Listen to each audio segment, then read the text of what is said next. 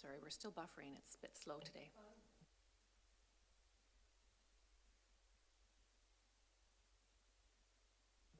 Video's live. Thank you very much. Good evening, everyone. Welcome to the regular board meeting of October 14th, 2020.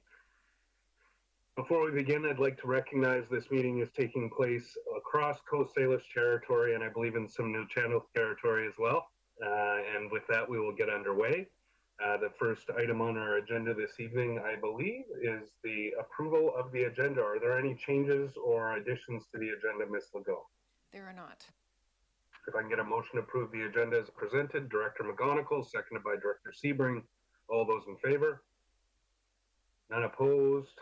Motion carries. Moving on to the adoption of minutes. Regular board meeting of September 9th, 2020. If there's no errors or omissions, if I can have a motion to approve those minutes. Moved by Director Yanni DiNardo, seconded by Director Toporowski. Oh, sorry, Director Morrison. I believe the recommendation is to amend the first set of minutes, so it's not the normal adoption.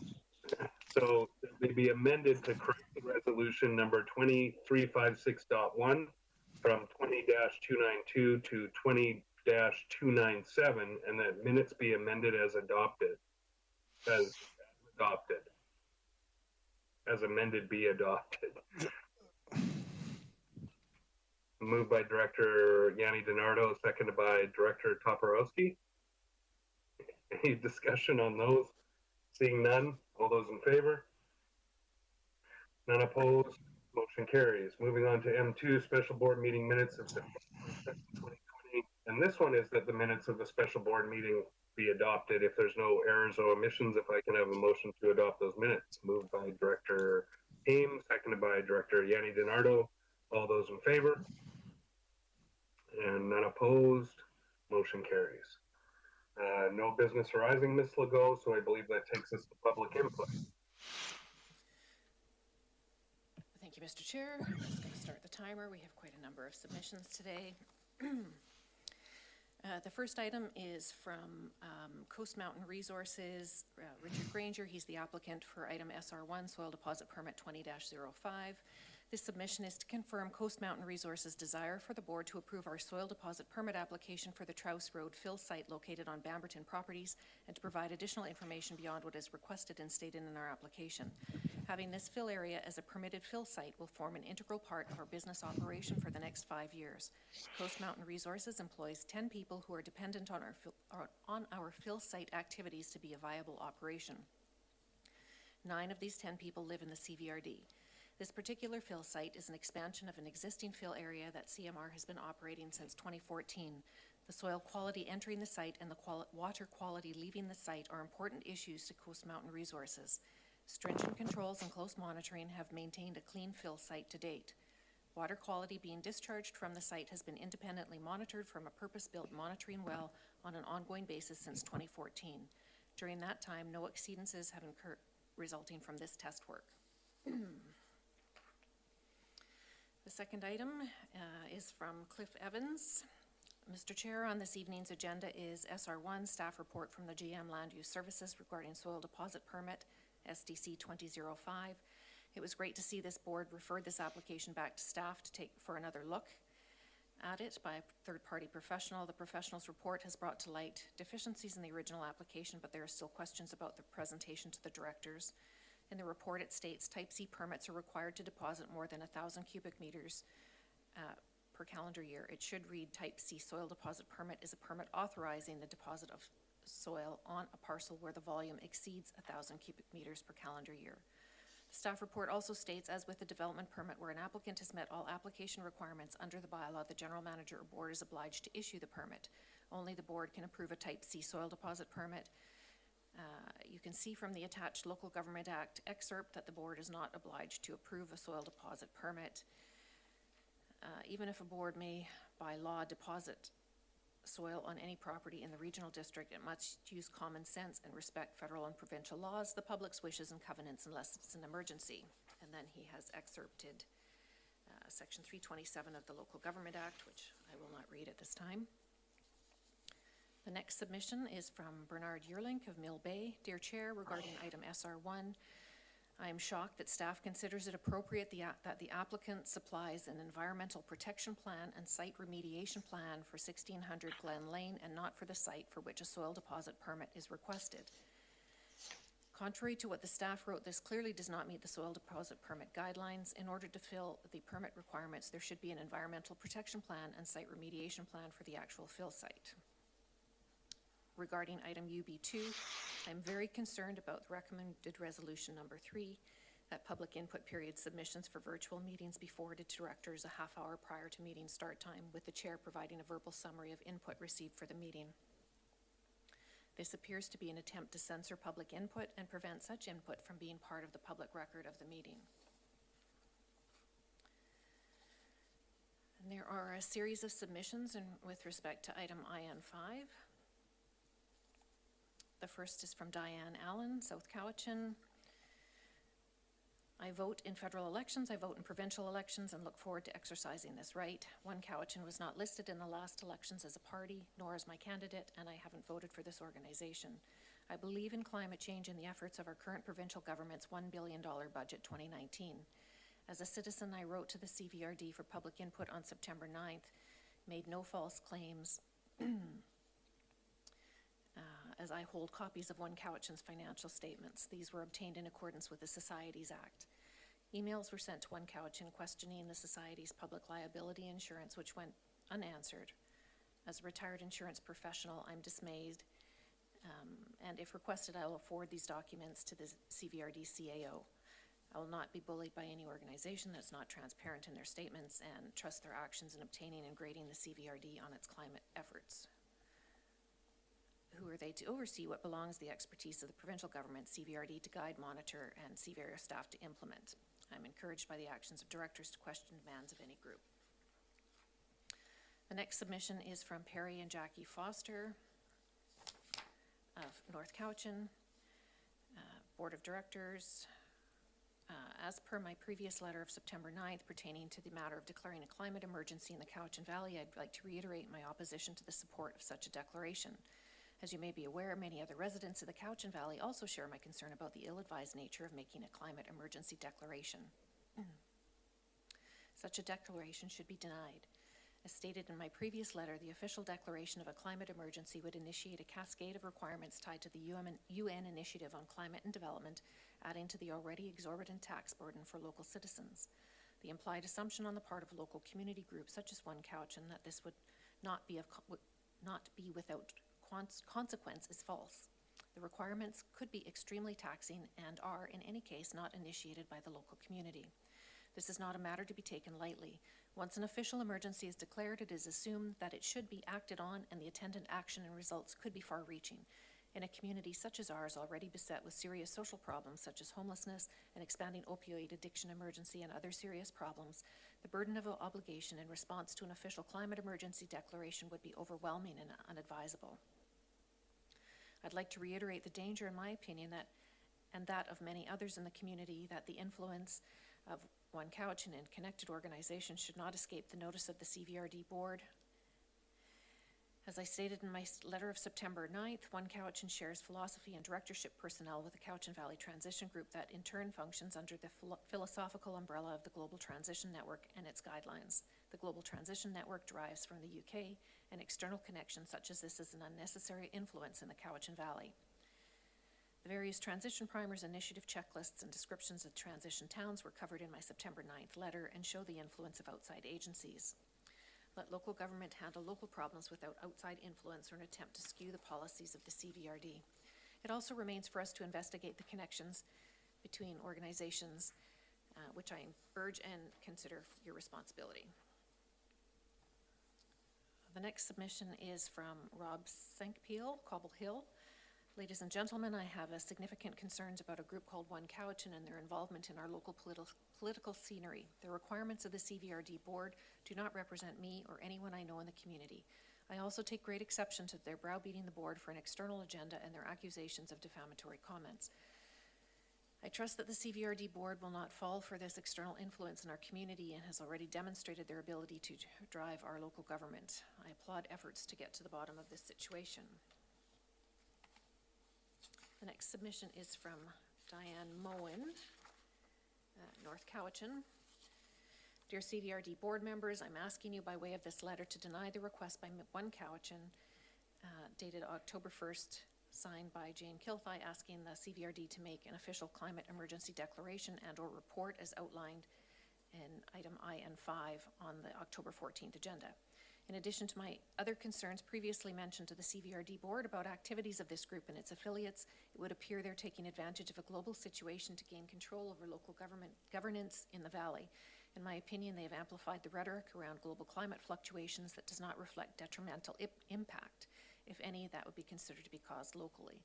According to the World Resources Institute 2020, Canada nationwide contributes a mere 1.51% of total global emissions, and by those statistics, the amounts that could be considered emanating from our valley would be minuscule. She provides a graph with a breakdown, and if these numbers are further scrutinized, one can see that the largest number shown in the graph, that being 0.46% Canada-wide, attributed to electricity and heat emissions, would not reflect a corresponding usage in the Cowichan Valley, as our climate is not like that of the rest of Canada. Also, the next largest number, 0.37%, attributed to transportation on the graph, and again would not reflect life in our small geographical area. The numbers just do not add up, so it would seem that their obvious aggression to have this climate declaration made is to do with another agenda. That agenda is not made transparent to taxpayers, but it would appear to be one of control and collectivism, as some are saying, claiming the economy from capitalism. That is concerning is the fact that an official emergency declaration will have implications and other responsibilities tied to the UN initiative that taxpayers need to be aware of, as they are the ones paying the bills. Overburdened Cowichan Valley taxpayers have been given no such information, nor have they been given information as to other possible cascading costs and effects of an official climate emergency declaration. We can all be responsible citizens without this proclamation. Thank you for your consideration. Hope you'll take this under advisement. The next item, with 5 minutes left, is Donna Einerson, Cobble Hill. Dear directors, with reference to IN4 and 5, while One Cowichan is pressing for CVRD to deal with climate change, they themselves do not live up to their own climate change demands. In a previous letter to the CVRD, almost 50% of the 55 supporters live in the rural areas. Does this mean that to cut car emissions to save the planet, these rural people are going to use electric or hybrid car, bus, bike, or walk to get to work and their children to school? Actually, forget about the electric hybrid cars. It requires hydro projects, which some believe cause too much climate change, and so far the batteries cannot be recycled. During at least the 2015 federal election, One Cowichan worked to get the vote out by opening their first campaign office, ran radio ads, and drove citizens to the polls. This is climate change action, ? This is a small special interest group in relation to the actual Cowichan Valley population. Just because they ask and demand does not mean the CVRD is required to respond. This also does not mean that the CVRD board members who speak up should be threatened with a violation of code of ethics. And the final submission is from Ed Aiken, Cobble Hill. I object to One Cowichan forcing their agenda on elected officials. This body is out of order by rating directors and boards as if their demands if only their demands are to be adhered to. I did not vote for these people, yet they seem to think they are our representatives. This is not democracy. These people are a minority of the population and have no more say than individual voter. If the CVRD bows to their demands, then the board will be irrelevant. May as well pass the keys to the building to them and all will be done, as they say. How can this group not be considered a political body? They should be subjected to the same standards as any other political party, and if they wish to run for office as a slate, let them follow the same rules. They certainly would not get my vote because I am a free thinker and refuse to be censored for making up my own mind. In closing, have One Cowichan costed out their demands. The board should make them do this because in the end it will be the taxpayer that bears the brunt of this for the demands. Once this is completed, and if the board decides to implement their plan, the electorate should be allowed to vote on this. Once again, that is what a democracy is about. For the people, by the people, and not some cobbled together group of disgruntled individuals.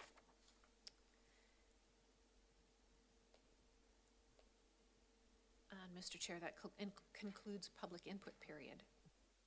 Okay, sorry, I'm just going to reflect on there was another letter that I received earlier today at 9:04 a.m. for public input from Jen White. That was sent to Legislative Services unless it bounced back or something. Thank you, Mr. Chair. I do have that letter, but I didn't see it related to an item on the agenda as per the public input period policy, but I did see that there was a question at the end that might fit with question period. Okay, can then we entertain it as part of question period? When I responded to the person and asked them to send it as a piece of correspondence, they said it related to the same item, but if we can make sure that it's entered into the record under question period, I can respond to it then. Or if you prefer, I can read it now. I didn't see that connection, but. Like I said, we can deal with it as part of question period. Okay, thank you. Thank you. All right. I will go back to the agenda, and I believe we are here for delegations. Ms. Legault. Thank you, Mr. Chair. I'm just going to admit Janet from the Arts Council into our meeting. Item D1 is Janet Magdance, President, Cowichan Valley Arts Council, with an update on activities and new programs. Thank you, Ms. Legault, and welcome, Janet. I'm just trying to find you on my screen. There you are. I'm up here. Hi. Hi, thank you. I am just going to share my screen then.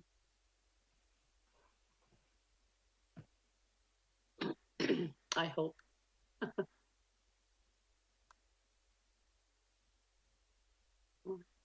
there we go.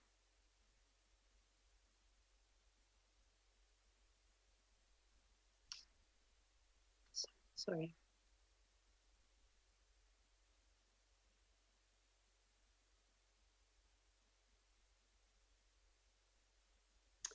All right. Good evening. My name is Janet Magdance. I am the president of the Cowichan Valley Arts Council. We are coming into our 50th year this year, and we're very thankful for the relationship that we've had for so many years with the CVRD.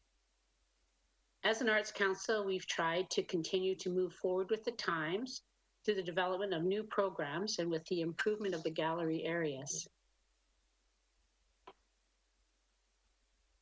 We have rebranded our gallery and studio space to try to bring it under one umbrella. Our community portal to the arts includes the annex, the gallery, and the studio. The annex, formerly known as Portals, was the original space that you granted us.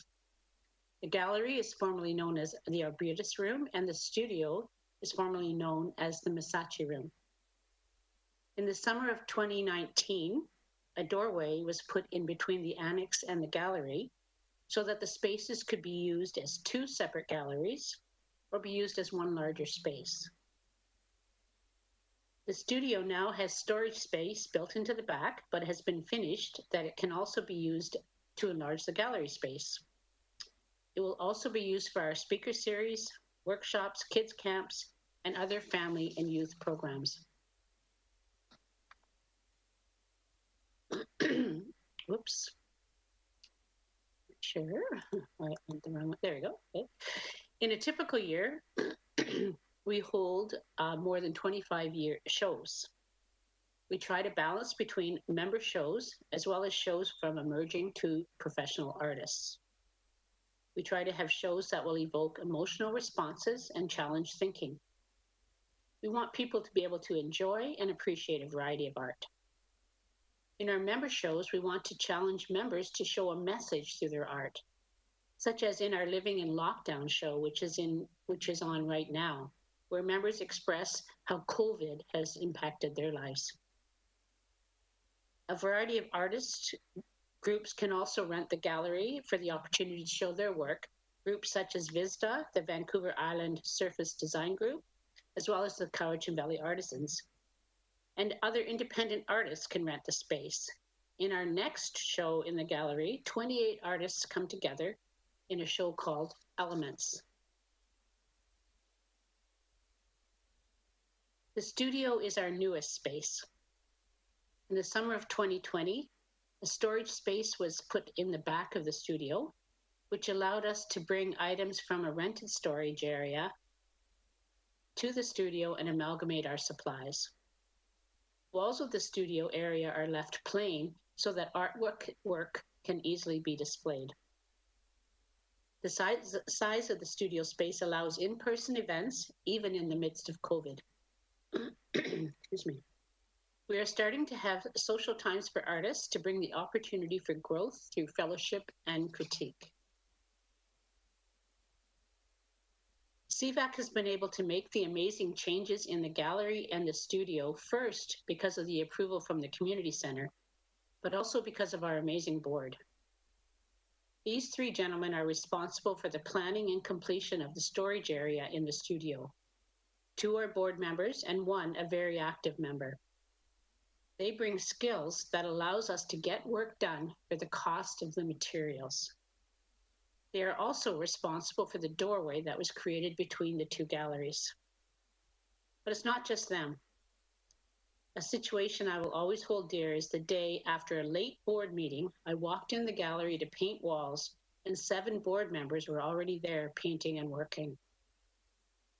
Many of our members bring the same dedication to the CVAC. A call out for members to work on a committee was answered by more than I could have hoped for. Our online projects are being made bigger and better because of our new website. This website is more user-friendly and able to provide art to the community. Our greatest online accomplishment was our annual fine arts show. Thousands of people from all over the world were able to enjoy the art. Artists were able to show their art, and the art community was able to experience it even in the midst of COVID. We've been able to offer online art classes via Zoom. This was a valuable outreach that brought students and instructors together. As a part of many shows, we have demonstrations and speakers. For the Living in Lockdown show, an art therapist was enlisted to bring support to artists and to others. The instruction from the art therapist was videotaped and then posted on our website. CVAC is working on a digital project with the Ladysmith Arts Council and 4 other island councils to help improve the digital presence of all island art councils. We are currently working on our strategic plan for 21-26. It will focus on ensuring excellent program for artists and the community with a focus on family and youth. We have partnered on 2 Canada Council grants, the Digital Initiative Strategy with Ladysmith and Art Finds Me with Jenny Farkas. We are partnering with the Somnos Wildlife Society to provide an annual nature art festival, and we will continue partnerships with the Canadian Mental Health, Intercultural Society, and Providence Farm. We will continue to provide opportunities for education, fellowship, and growth for all people interested in the arts.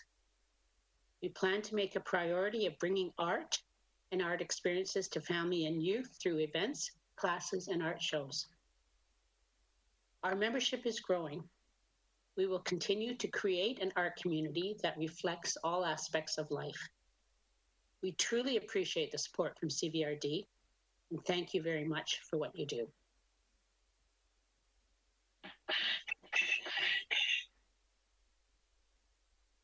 Are there any questions? Thank you. Well, I've got some here. Sorry, we just got some echo there.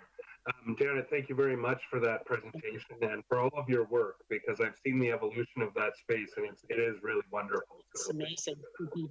It's a great addition. I'll turn it over to the board for any comments or questions for Janet. Allison, or Director Nicholson, my apologies, go ahead. That's okay. Thank you very much. Thank you, Janet.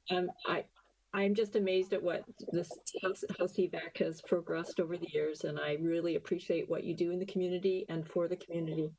Thank you. I appreciate that. We have an amazing board, and yeah, that's what makes it happen. So. Absolutely. Sorry, did I miss any other hands from other directors? I will say that I'm familiar with the digital grant that you folks got with Ladysmith, and I know you're both over the moon about it. That is such Yeah.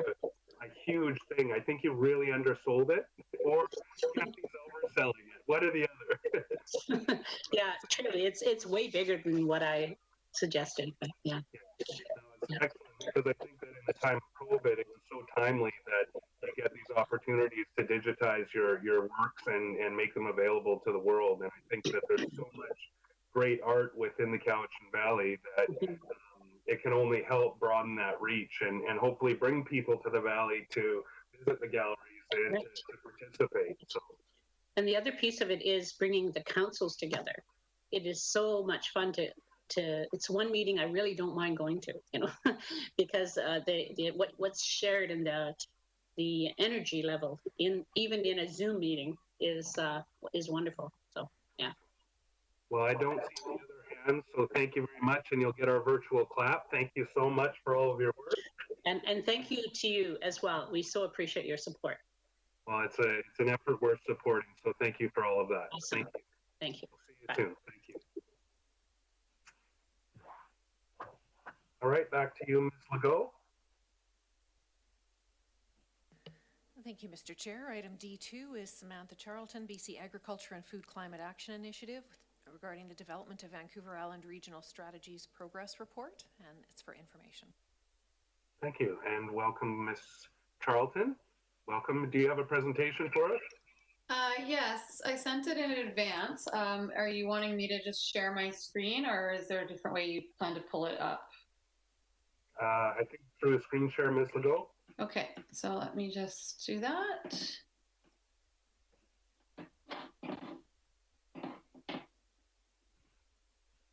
Okay, so can everybody see that? Yeah, I got a thumbs up. All right. Okay, so I'm with a group called the BC Agriculture and Food Climate Action Initiative. We're a program funded by the Ministry of Agriculture and the federal government. And we worked across Vancouver Island over the last winter and summer, early summer, on a climate change adaptation plan for the agriculture sector. So that was across most of Vancouver Island, other than the very northern part of the island. And one of the partners was the Cowichan Valley Regional District. So we're just reporting back. We only have 10 minutes, but that just shows you what we're going to run through very rapidly. So our group has actually been around since 2008 and was founded from the industry, so from the agricultural sector. They wanted somebody to look into what climate change would mean for agriculture. Very early on, the focus was on adaptation rather than mitigation, so really helping the sector adapt to both risks and opportunities. We're now in our second set of 5-year programs. So we piloted 2 programs from 2013 to 2018, and we're now in a second phase of program delivery of those same 2 programs, working at a regional scale as well as working at a provincial scale. So a regional program is where we partner with essentially regional districts or groups of regional districts. So the Vancouver Island plan, we actually partnered with 5 regional districts. In some other parts of BC, we've partnered with 3 or a single district. And we're looking at broad issues beyond the farm gate that really require industry and government collaboration to solve. We do have another program that does more direct farm level, farm practice issues and does a lot of research and agriculture partnerships. So during the first phase of our program, we actually did a regional adaptation strategy just with the Cowichan, the CVRD and other partners in the Cowichan Valley, and implemented a number of projects in the early days. I don't have time to go into all of those. We did partner with Economic Development in Cowichan quite a bit and other partners, but it was sort of found that it was a bit too small of a scale to work at, and that was why that was only a pilot. And so coming back with our second phase of 5-year funding, we wanted to work more broadly across Vancouver Island because there are a lot of similarities across the island, similar challenges, similar opportunities, and working with a broader base of both government partners and the agriculture producer base was deemed to be, a more effective approach for making some change and some headway with many of the issues. So the program is looking both to deepen knowledge of risks and opportunities in adaptation through the planning process, and now through implementation to develop tools and resources to help farmers make decisions and help regions make decisions for adaptation. And then also bringing together people to strengthen collaboration and capacity in an ongoing way. So beyond the life of our involvement in our program, hopefully. The planning process itself began last summer and was completed in the spring, and the adaptation strategy was released in early July. In terms of engagement, we did 16 interviews across the region, mostly with producers. We had 6 focus group sessions, so that was 2 sets of 3 sessions that occurred across the island. And the one in sort of southern RDN, sort of the south end of the regional district of Nanaimo, would have engaged some folks from the Cowichan, as well as we had one in the capital region, which some folks drove down for. We had an advisory committee that met multiple times, including one of your directors, Lori, and we now have engaged a couple of your staff in our advisory, and we did have some staff participation in those focus groups. So that's just some of the stats. The plan itself is shown here, and it breaks up the adaptation strategies and actions into 4 impact areas that you can see there. And I'll just go through them briefly one by one on the following slides. It also has detailed climate projections for the region that goes to a little bit of a finer gradient than something you might see elsewhere, and really focuses on the climate metrics that are the most meaningful to agriculture. So warmer and drier summer conditions, I'm sure you're all familiar with some of these issues. There's a lot of work going on in this area in your region. The left there just sort of summarizes what the key climate changes are that we're looking at and already experiencing. And then some of the top actions flagged, we did sort of many rounds of engagement and sort of voting to come out with the top actions. And the main area to work on is agricultural input into watershed planning processes, and creating and supporting multi-stakeholder roundtables and councils with a focus on water. There's a lot going on actually in the Alberni-Clayoquot Regional District, and we're looking at getting a project off the ground to tie some of the work in different regional districts together with a focus on agriculture. Changing pests and beneficial insect populations. We actually already have a project getting off the ground in this area. It's gone out for a call for expressions of interest, and it's closed, so they're looking for a contractor on this work. This is looking at baseline information on pest pollinators and beneficial insects, what research has been done, what monitoring has been done, where are the gaps, and getting a project off the ground to increase monitoring of these insects, beneficial and pests across the island, and also to increase knowledge transfer and support for the agriculture sector around management, but beginning with the monitoring as a first step.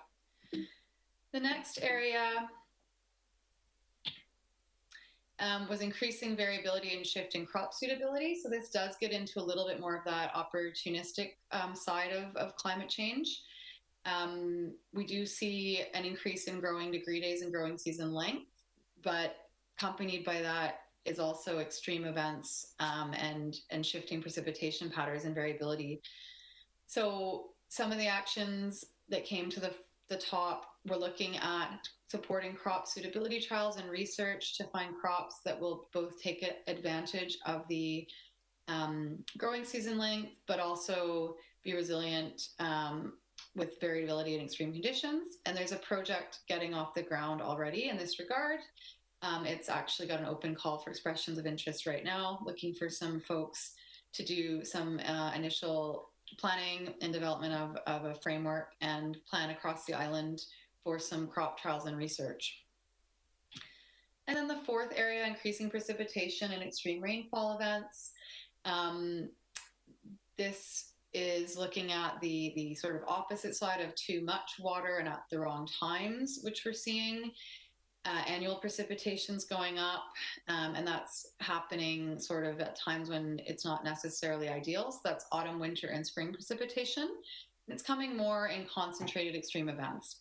So some actions flagged are some work to document where the runoff impacts are the worst onto agricultural lands, expand awareness of this issue with a range of stakeholders, and support producers with implementation of runoff and drainage management practices. So this is looking at the runoff onto agricultural lands from either upland development or forestry, which is causing producers to not be able to use their land to its greatest potential. So we flagged a number of actions around that. And I'm just highlighting some of the very sort of top actions and ideas. And the plan obviously goes into a lot more detail with what could be done and how it could be done, looking at costs and steps and partners and so on. So there are numerous synergies with other plans and initiatives going on in the CVRD. We had some discussion with Economic Development Cowichan and one or more of your planning staff looking at where some tie-ins are, and there certainly are tie-ins with all 4 of the impact areas, and lots of opportunities for connection and synergy. We did, of course, review numerous plans and look at what had been done and what we could build on in developing the strategies in the plan. Implementation started in July, so immediately upon release of the plan. As I mentioned, we have 2 projects about to begin. Just contractors are being sought right now. We have until January of 2023 to implement the work. The completion of the plan comes with $300,000 of funding from the Agricultural Partnership, Canadian Agricultural Partnership, and that's spread across all of the regions. So we choose projects that have sites across the various regions we're partnering with and that are beneficial to different parts of the island as well as different parts of the agriculture sector. We are looking to leverage at least $100,000 in additional funds, if not more. All of the projects are overseen by our local working group, and I've listed there some of the examples of the types of funders we look to collaborate with. I see I'm at my 10 minutes, but I just have 1 or 2 more slides, so I'll press on here. One of the purposes of this presentation was to hope to elicit some continued regional district participation.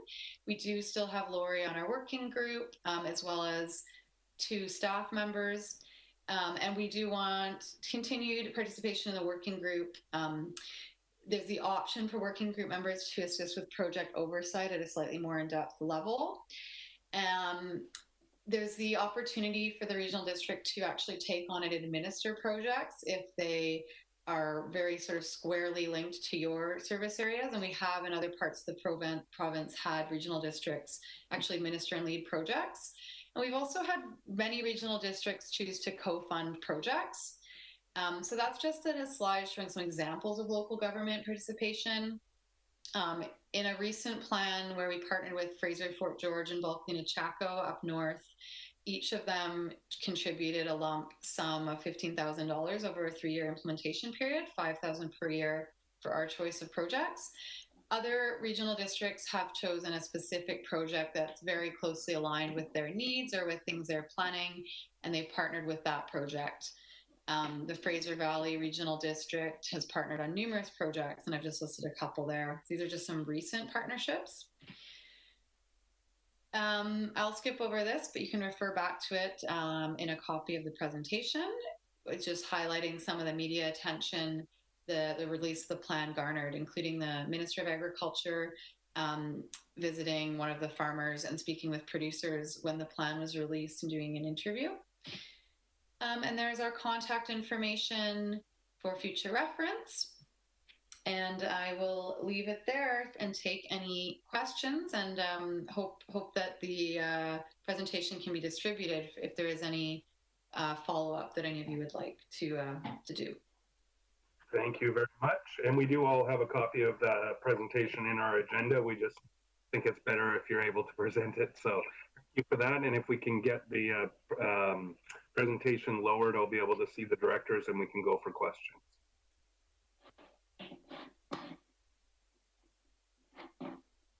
Okay, I have stopped sharing, so hopefully that did it. Thank you. Director Yanni DiNardo first, and then Director Wilson. Thank you, Mr. Chair, for you to Samantha. I just, it's a comment more than anything else, not a question. I'd like to thank Samantha and Foster and the crew for all of what you've been doing, and it's been very valuable and informative for me, and I think it will be valuable for the Cowichan Valley as well. So thank you for all that you've done, and thank you for the presentation tonight.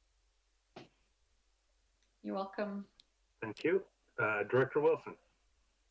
Yeah, pretty much. Thank you, Mr. Chair. Pretty much mirroring what Director Yanni DiNardo has just said. This is great stuff, speaking as one who doesn't have a green thumb at all and can't grow things at all. So I'm really very impressed by the kind of work that these organizations do. Thank you very much for that. Thank you.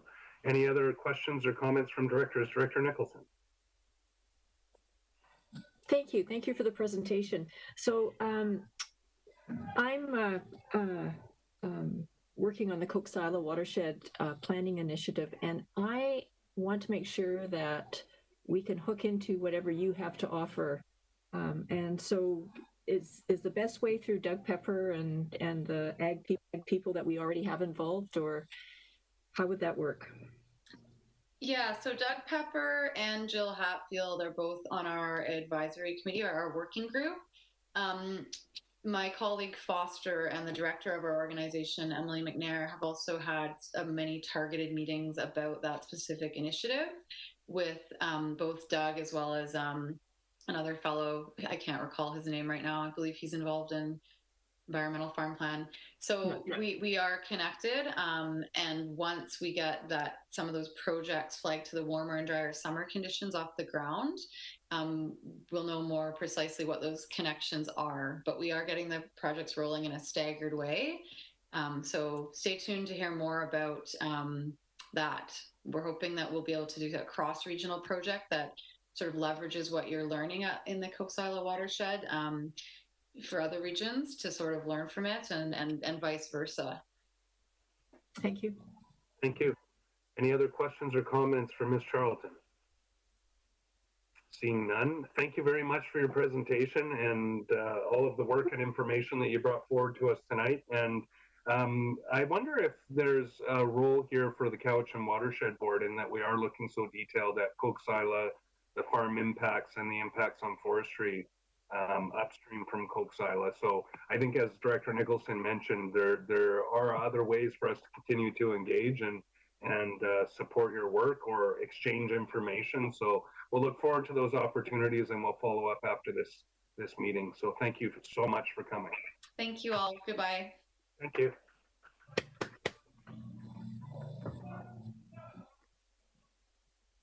All right. And then, so I believe we're moving on. We're at report of the chairperson. I do not have a report tonight, but I was going to cede a moment to Director Nicholson. Just from that presentation, I think there's another opportunity for some engagement on climate action. And I'll just put that through to you quickly, Allison. Oh, thank you very much. So I'm going to plug, as you know, I'm on, represent the board on the Coastal Communities Climate Change sort of group that's trying to develop a plan for the island. And there is a Resilience Summit November 6th, which will be virtual. And I really encourage you to participate. It would be great to have a good turnout from the Valley, because it's, I think, a really critical opportunity to work with other local governments in the region. We really need to work together because it's a big issue, and it's not something that we as small individual jurisdictions can really tackle in many ways. So I hope that you come out to it, and I will pester you with emails about it. Thank you. Thank you for that. So I believe with that, on that note, we can move to the next item, Ms. Legault. Thank you, Mr. Chair. On to correspondence. Item C1 is correspondence from Chief James Thomas on behalf of the Halalt First Nation and its council regarding a request for a letter of support, Federation of Canadian Municipalities Green Municipal Fund grant submission. Thank you. Can staff give us a bit of guidance here? To ask for direction, but we don't have a suggested resolution or direction. I'll go to Director Yanni DiNardo as you raise your hand. Go ahead, Director Yanni DiNardo.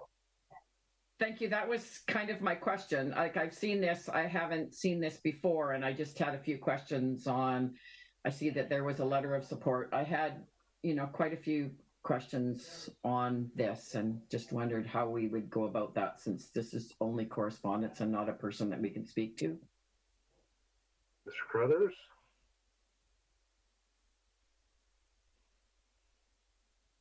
Just getting unmuting here. Yeah, I would have to have a closer look at the request, Mr. Chair, in terms of how to respond. If you have any more speakers, I would like to review the letter here a little bit more closely. Okay, I'll come back to you, Director Yanni DiNardo. I'll go to Director Sebring and then Marsh, and then we'll see where we're at with Mr. Carruthers. Thank you, Mr. Chair. We received the same letter with the municipality of North Cowichan, and council authorized me as mayor to write a letter of support. And based on what I know about this project and the needs for it, and what they're trying to do, pending what we hear from Mr. Carruthers, I'm prepared to make the motion to authorize the chair to write a letter of support on behalf of the board, because I do think it's a worthwhile project. Thank you. Mr. Carruthers? Yeah, thank you, Mr. Chair. I had consulted with staff on this application, and it was completely appropriate. It's simply a letter of support. It is in the North Cowichan municipality, but their objectives are consistent with the CBRD's objectives, and staff had seen no reason why we wouldn't support that application. So on that, second your motion now. On that basis, then, Mr. Chair, I'll make that motion that the board authorize the chair to write a letter of support for the whole nation with respect to the FCM Green Municipal Fund submission. And that's been seconded by Director Staples. I'll go back to my speakers list. I have Director Marsh, and I'll go back to Director Yanni DiNardo before we call that question. Director Marsh. Yeah, just to say that I'm really excited that finally in Cowichan we have one of these partnerships potentially about to bloom. I think FCM, I first heard about these First Nations and local government partnerships. Gosh, it's got to be 8 years ago or something. And to have the halal bring something forward and that's so well thought out. And, they're not asking us for money. They're just asking for our support. And so I'm in favor of it. Thank you. Director DiNardo next, and then Director McGonigal. I have a feeling that we're probably all in support of this, so. I will pass and go to Director McGonigal. Okay, Director McGonigal. Thank you. I'd just like to say that the town of Lake Cowichan has received similar requests from adjacent First Nations communities that we have endorsed with no ask for financial contributions. It's just a collaborative approach to these projects and these grant applications. So I too will be supporting this. Thank you. Any further discussion? Seeing none, it's been moved and seconded. All those in favor? And none opposed? Motion carries. Thank you very much. Ms. Legault. Thank you, Mr. Chair. Item IN1, Ministry of Transportation and Infrastructure, Summary Report, South Island Transportation Strategy for information. Thank you. Any questions or comments on this item? I think at a time in the not too distant future, especially when we have a provincial government back in, I think we should invite our friends at the Ministry of Transportation to come speak to this plan. But I think at this time, we obviously can't engage with them, but I did see Director Nicholson. I think I saw you raise your hand. Yes, I wanted to say that I heard both you and Mayor Staples on the radio discussing this strategy, and I agreed pretty strongly with your comments. And I feel an unfortunate thing happened in my area this past month. We have, if you know Allenby Road, it goes from basically from Coxila, the bottom of Coxila, along the bottom of the hill there to the bridge, and in the business park. And last year I went to UBCM and discussed with staff the importance of working on a plan together to make it more safer for pedestrians and cyclists in the Miller Road, Allenby Road Indian Road, Coxila area, that it's a fairly densely populated area, and it's very close to town, and it really is very important for improving people's safety to get to town. And I know that Cowichan Tribes has interest in this as well. It's in their transportation plan. We had this discussion, and then just the other day they had, I don't know, end of year money or something, and they just threw it at Allenby Road and paved it without taking the time to let us know and to see if we could work out something that would make the shoulders safer and better for people. And I really feel this strategy it kind of speaks to the fact that it's still very vehicle centered, and there really needs to be some concrete commitments to working in the rural areas to make our roads better for everyone. And so I think it's an important topic, and I would like us to come back to discussing it at some point in committee again. Thank you. Thank you. Director Morrison and then Director Yanni DiNardo. Thank you, Mr. Chair. And, you know, I guess timing is everything, or in this case, it wasn't great. I think it's generally accepted that this was a report that had to get out the door before a specific date, and that's what happened. I was asked by the discourse about the lack of detail on any of the ICF lands and plans and the likes, and obviously there's much more work to be done. And along with what Director Nicholson had said, I think we might be wise to take this specific item as just the starting point, because most of what was mentioned here ended at the Malahat. And I could see us stepping up and advocating in a really major way to get the next phase or the next step of this study to have an impact in our areas. I know that there's transit, there's all the modes of transportation. There's been lots of study done. It just didn't make it into this report before the election was called. And I think we're in a good position to start with the advocacy and get some of this work put into a 2.0 plan, so that we can we can get some of these things done in our area before the end of this term happens. And I see Mr. Wakeham's on the screen. I'd love to hear if he's got any suggestions that might dovetail with that. Thank you. I'll go to Mr. Wakeham and then Director Yanni DiNardo. Mr. Wakeham. Thank you, Mr. Chair. Through to Director Morrison.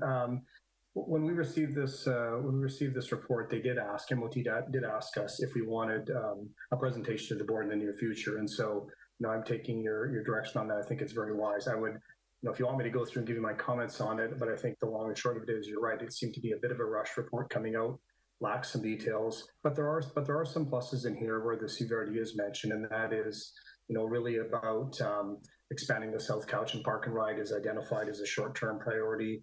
Adding more trips to the Capital Regional District is a medium term. And then another short term under a separate goal is really trying to encourage interregional trails between CVRD and the Capital Regional District. So I could take it absolutely as direction to work with other management to set up a meeting in the near future with MOD to come back, and you could put a slate of questions together, and they can also give a bit of an overview of this report if you'd like. Thank you. Is that okay with Director Morrison for now? I'll go to Director Yanni DiNardo and then Director McGonigal. Thank you, Mr. Chair. We did speak to the minister about this, and we did also speak to the minister about having a plan and a long-term in different areas and having it mapped out, that a director after director, so that we're not doing the pointy elbows. But I'm really saddened to hear about Allenby Road, because Cowichan Bay Road, the same thing happened to me quite a few years ago. Cowichan Bay Road was paved, unbeknownst to me, and it had this great big lip. There was a cyclist who had to use his bike to go to work, broke his collarbone the next day after being on the pavement because there were 6 inches, the pavement had no shoulder. And besides that, I mean, it continues to flood. But so it would have been nice to have more input. But I think that the minister, what I heard when we were at that meeting at UBCM, that is something that they're working on, but a presentation is definitely needed. Thank you. Thank you. Director McGonigal. Thank you. It is a tough word to say sometimes, Director Stone. I think speaking to not only the South Island transportation strategy, but also piggybacking on the need for an active transportation strategy region-wide, taking into account some of those areas that Director Nicholson spoke of that have been brought forward by Cowichan tribes on the need for safety issues for pedestrians and cyclists, etc. So in that presentation, also piggybacking that there could be a collaborative approach on an active transportation plan within the strategy of the South Island plan as well. And I think if we had a shovel-worthy project, as has been noted in other discussions, that could piggyback on this strategy as well in those discussions. I think it's important to remember that we not focus just on automotive transportation or transit, that there are other modes that people do utilize a greater value, not only health-wise, but a strategic climate initiatives as well. So if we can piggyback the two of them on that strategy, this focuses more on the larger infrastructure, but having that focus as well, not a region-wide active transportation plan, but a collaborative one in areas where it makes sense. Thank you. Thank you. I believe I had Director Marsh and then Director Sebring. And again, this is an information item. I think we're going to have substantial discussion about this over time, but go ahead, Director Marsh and then Director Sebring. Well, I think I heard Mr. Wickham say it would be valuable to have I guess it's MOTI, come and give us a more fulsome report. And I heard another director say they had a lot of questions that weren't answered by it. So I would like to move that we invite them to come. And I think staff will know when it will be best. I'm not saying next time or anything. And give us a presentation and share our thoughts and ideas with them. And perhaps in between now and when they come, we should put on our agenda what our thoughts and ideas are and see if we can come to some kind of consensus about it. So I believe the motion before we went into the supporting was to make a motion to invite MOTI to come present to the board on the South Island, or no, it would be the committee. Mr. Wakeham would be more appropriate. Sure, that would make sense to the Community Services Committee if you'd like. May I add a comment while I'm have the phone here? Is that bear in mind, this was a very high visionary document. This was not meant, if you look at, they focused on four main areas: the Malahat, Souk Highway, Swartz Bay to Victoria, and West Shore to downtown Victoria.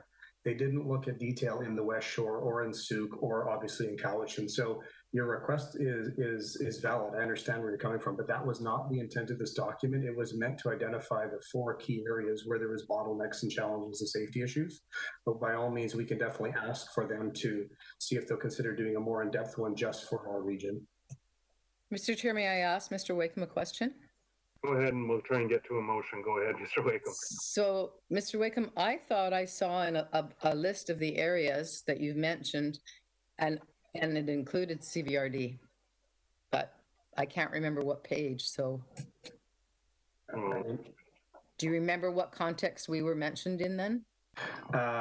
If I may, Mr. Chair, through to Director Marsh, yes, the page is actually, if you'd like to, the page of the report is 21. The page of the overall CVRD documents is 129. It comes under Goal 2, and the Goal 2 is strengthening connections between the communities, and that's where they reference the South End Park and Ride enhancement capacity issue. We've been looking at that for a number of years, and then it also references there the medium term as well, which is enhancing the commuter services to Victoria. Remember, this is more of a high level in between communities. It was not meant to focus directly in the community itself or the region. And then also on page 24 of the report, or 132 of the CVRD package, Goal 4 talks about encouraging the active transportation options, which is when they talk about encouraging and enhancing the interregional trails between Capital Regional and District and CVRD. Okay, thank you. Well, I've made the motion. I don't know if it's been seconded. So it would be to invite the Ministry of Transportation and Infrastructure to present to the Community Services Committee regarding the South Island Transportation Study. Does that sound correct? Okay, it's moved by Director Marsh, seconded by Director Yanni DiNardo. Any discussion on the motion? I'll come back to you, Director Sebring, if you don't want to speak on the motion. I'll call the question. All those in favor? Any opposed? None opposed. Motion carries. If I can go to Director Sebring now, go ahead. Thank you, Mr. Chair. I would just, I'm totally in support of the motion. We can also, I think, count on some regional cooperation here. I know this study came up at the Capital Regional District meeting last week, and I was communicating with Mayor David Screech in View Royal, and they have expressly said this strategy doesn't go far enough. We need to address a comprehensive strategy from the NIMO south, not just in terms of connectivity between the communities, but also stuff that actually happens on the ground there. So we potentially have some support of the CRD. So I would suggest that we, or staff or somebody, reach out so we can do a sort of collective, collaborative approach to the province when that time comes. That's all. Thank you. Thank you. And I'll, keep my comments brief, but I will, reflect on the previous presentations by Ministry of Transportation and Infrastructure staff. I would just say that what I felt was communicated in those drafts and those engagement sessions just didn't seem to get reflected here, based on what my understanding was. And though I do appreciate your comments, Mr. Wakeham. All right, so no more discussion on this information item. I believe, Ms. Legault, we're on to IN2 of a long agenda. You're correct, Mr. Chair. Correspondence from Brian Vroom, Ministry of Environment and Climate Change regarding the CVRD Liquid Waste Management Plan Stage 1 final report. Thank you very much. Any discussion or questions on this item? I think it says good job on phase 1, but you have more work to do. That's my summary. Not seeing any further discussion, Ms. Legault will move on to IN3. IN3 is circular number 2018 from Kai Krishna, Deputy Minister of Ministry of Municipal Affairs and Housing regarding Community Economic Recovery Infrastructure Program. Thank you. Any discussion on this item? Well, I don't see any hands. I have a brief question for staff. Cutoff for this program is the end of this month for applications. Is there an anticipation of any applications being forwarded to the board for consideration before the deadline? Yeah, thank you, Mr. Chair. I brought this matter forward to our senior management team at our meeting last week after receiving the correspondence, and staff and all the departments of the organization are looking at potential projects so that they could bring forward to the board for approval prior to that deadline. We would be coming to the October 28th board meeting. Thank you very much. And further to that, Mr. Chair, we would certainly be interested in hearing from any directors that have any ideas, or the board, which is why it's on the agenda for tonight, if there was some suggestions. If any directors have suggestions, now would be the time to raise them. If not, you may be able to engage in short order with staff to get it in the pipeline for discussion at the next meeting. Director Acton. Thank you, Mr. Chair. If staff's willing to take suggestions, I would really appreciate the support of them looking at the Think Shawnigan plan and seeing where we could get some grant funds for some of the initiatives outlined in the Think Shawnigan. Thank you. And okay, so if staff take that under advisement, I don't think it would be necessary to make a motion at this time. No, Mr. Chair, and there's a number of categories in the funding program, but we would have to make sure that that whatever projects come forward would fit within the 4 categories. And but there appears to be a lot of options for us to be able to do that. Yeah, and I would just say, from a regional district versus municipal perspective, it does seem frustrating that a broad range of communities in a regional district would have to split, sort of the maximum amount of applications, which is 2 per local government for all 4 streams combined. But I think if we're smart, one of the things that I know our staff is engaged on is that you can bundle initiatives for different areas within the district, as long as it comes under the cap. And for our community, we've had like a wayfinding signage program that's been collecting dust for the last 4 years because we couldn't cobble together the funding to do it. And we will be applying for that funding because it's not often those kinds of streams come up. So good on you, Director Acton, for mentioning the Think Shawnigan plan, because there are probably some elements in there that not only fit the COVID recovery objectives, but also satisfy existing needs or demands from the community. So I would encourage all the directors, especially those with a small town area or village area, to look at those opportunities to help support your businesses, but also to build out some infrastructure that may have been lagging that you've wanted to do. So I would encourage you all, though, to engage with staff quickly, because it's a really short timeline. And if you want to put a good application in, it's important to get started. So, all right, any further discussion on that tonight? All right, seeing none, we will move on. Oh, Director Sebring. Yeah, just a small point. I know there's a bunch of private sector applications coming as well. We have two requests for letters of support coming to our council next week.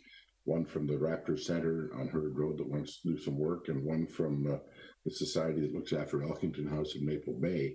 Those will be under the Destination Development Unique Heritage Infrastructure bullets in the application. So I'm optimistic, whether it's local governments or other organizations. I'm hoping the Cowichan Valley does end up with some of this money.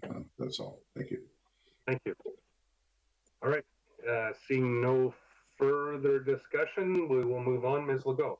Thank you, Mr. Chair. Item IN4, correspondence from Matt Price, co-founder One Cowichan, regarding CBRD Code of Conduct for elected officials for information. Thank you. I'm going to take a brief opportunity to say a brief piece on this from my perspective, and that is, I'll come to you, Director Kuhn, to reflect on my role in the concerns of Mr. Price, and I will not go into detail, but I will take responsibility and apologize for not managing the meeting and the item more effectively. I think the discussion reflected that, and I do apologize for that. I think we'll have further discussions as we move forward around the substantive issues around climate change. But I think that for today, I will only say to Mr. Price, I apologize for the lack of good meeting management on my part as chair.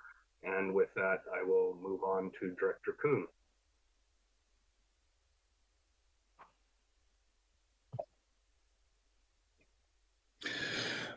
Mr. Price, in his letter to the CAO, requested an apology from me, and I herewith would like to officially apologize to Mr. Price for mentioning his name.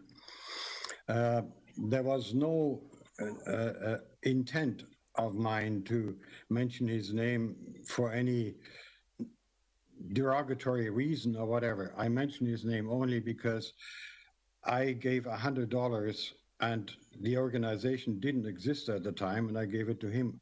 And so I could have said I put $100 on the table. That would have probably solved the problem. So I apologize. I will stay away from mentioning names. Director Wilson. Thank you, Mr. Chair. Hang on a second. Thank you, Mr. Chair. I make no apology for my previous remarks. They are an honest reflection of my considered opinion. And I've never, and nor will I ever, submit to bullying, intimidation, coercion, or threats, all of which are contained in this communication referred to as IN4. I am on record as having stated before that I am not a climate change denier, and I will continue to state and defend that position. I did not witness climate changes from a lounger in an all-inclusive annual foreign vacation enclave. I did not witness climate changes from a central point in a confined radius in one particular geographical area. Over a 50-year career, I witnessed climate changes from vessels and ships in practically every ocean in the world. I witnessed miles and miles of bioluminescence, trails of living creatures sparkling behind vessel propulsion wakes, the like of which are rarely seen anymore. I witnessed climate changes while periodically based in a multitude of countries and continents during international telecommunications project. I witnessed climate changes relayed from cameras and sensors attached to deep sea cable burial plows and extended depth remotely operated vehicles. My background in ocean research and conservation includes working closely with the University of Victoria, Ocean Networks Canada, the U.S. National Oceanographic and Atmospheric Administration, the U.S. Department of Justice, and the Monterey Bay Aquarium. From concept to operation of undersea observatories of the Neptune, Venus, Mars, and Nemo arrays, capturing data 24/7, which are available in real time to international scientists and researchers everywhere. I have been involved with ocean-based wind farms in UK and Europe. I have been involved with large-scale tidal electricity generation in the Bay of Fundy and in the Straits of Juan de Fuca. I am a hands-on experiential climate change eyewitness. I will therefore continue to do all I can to support changes and advocate for change which will benefit this planet and generations to follow. I will not support any organization who, in my considered opinion, resorts to bullying, intimidation, coercion, or threats to muzzle free speech. Thank you.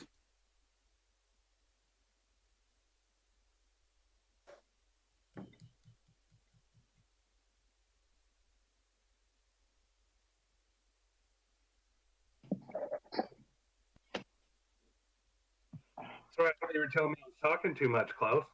If you could mute your microphone, Director Nicholson, I recognize Director Nicholson.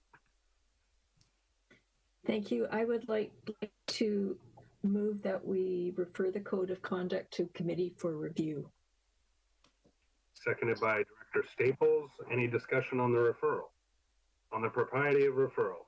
Seeing none, all those in favor? Any opposed? Seeing none opposed, the motion carries. Any further discussion on item IN4? Seeing none, I will go to Ms. Legault. Thank you, Mr. Chair. Item IN5, correspondence from Jane Kilthai, Director, One Cowichan Educational Society, regarding a request for report on the region's climate actions for information. Director Morrison. I'm just have a process question. So there was we just passed a resolution to refer the Code of Conduct to committee for review. And if I'm not mistaken, the Code of Conduct was a product of the Directors Select Committee. So where are we referring the Code of Conduct to? And I would love to hear what staff's thoughts are on that. Thank you. I would follow through to staff on which committee, the unnamed committee, which would be the appropriate committee to refer that to. Would it be back to the Director Select Committee?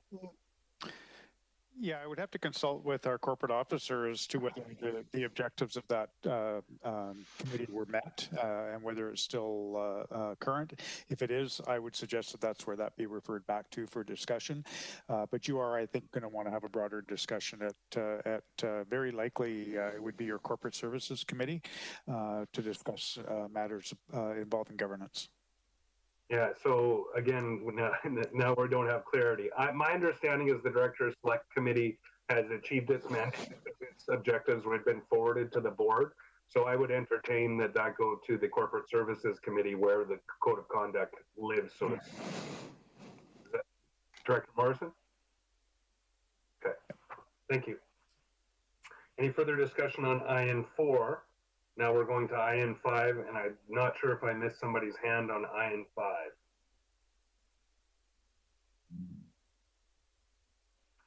Director Nicholson. Thank you. I would just like clarification on when our strategic plan, which does address climate change in a number of the areas, when that's going to be released, or?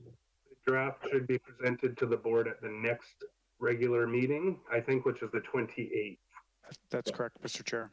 So I would ask that that be forwarded to the draft to the board. I'll work with the CAO because I believe he sent me a draft for review. I haven't done that yet. So I'll do that post haste and get that back to staff, and then we'll get that on the next board agenda for the board. Thank you. Not seeing any other hands on this item. Oh, Director Sebring, go ahead. I just think we need a little bit of clarity on this piece of correspondence.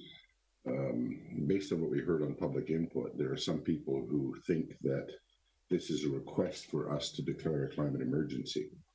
The fact is that the board acceded to that request back on November 13th, and that's already been done. And I was one of 4 directors who voted against that at that time. Because I was slow on the trigger finger at that time, I didn't get a chance to speak against the motion. I didn't get a chance to say why I was going to oppose it. But I went back through some of my speaking notes that I had for that meeting, and I hate to say I told you so, but I was right. You know, I was worried at that time that a declaration for the climate emergency would lead to precisely the kinds of things that we're seeing now. Because if indeed we honestly believe we're in an emergency, we better be doing something. And the question is legitimately coming to us now. Well, what are you doing? You've declared an emergency.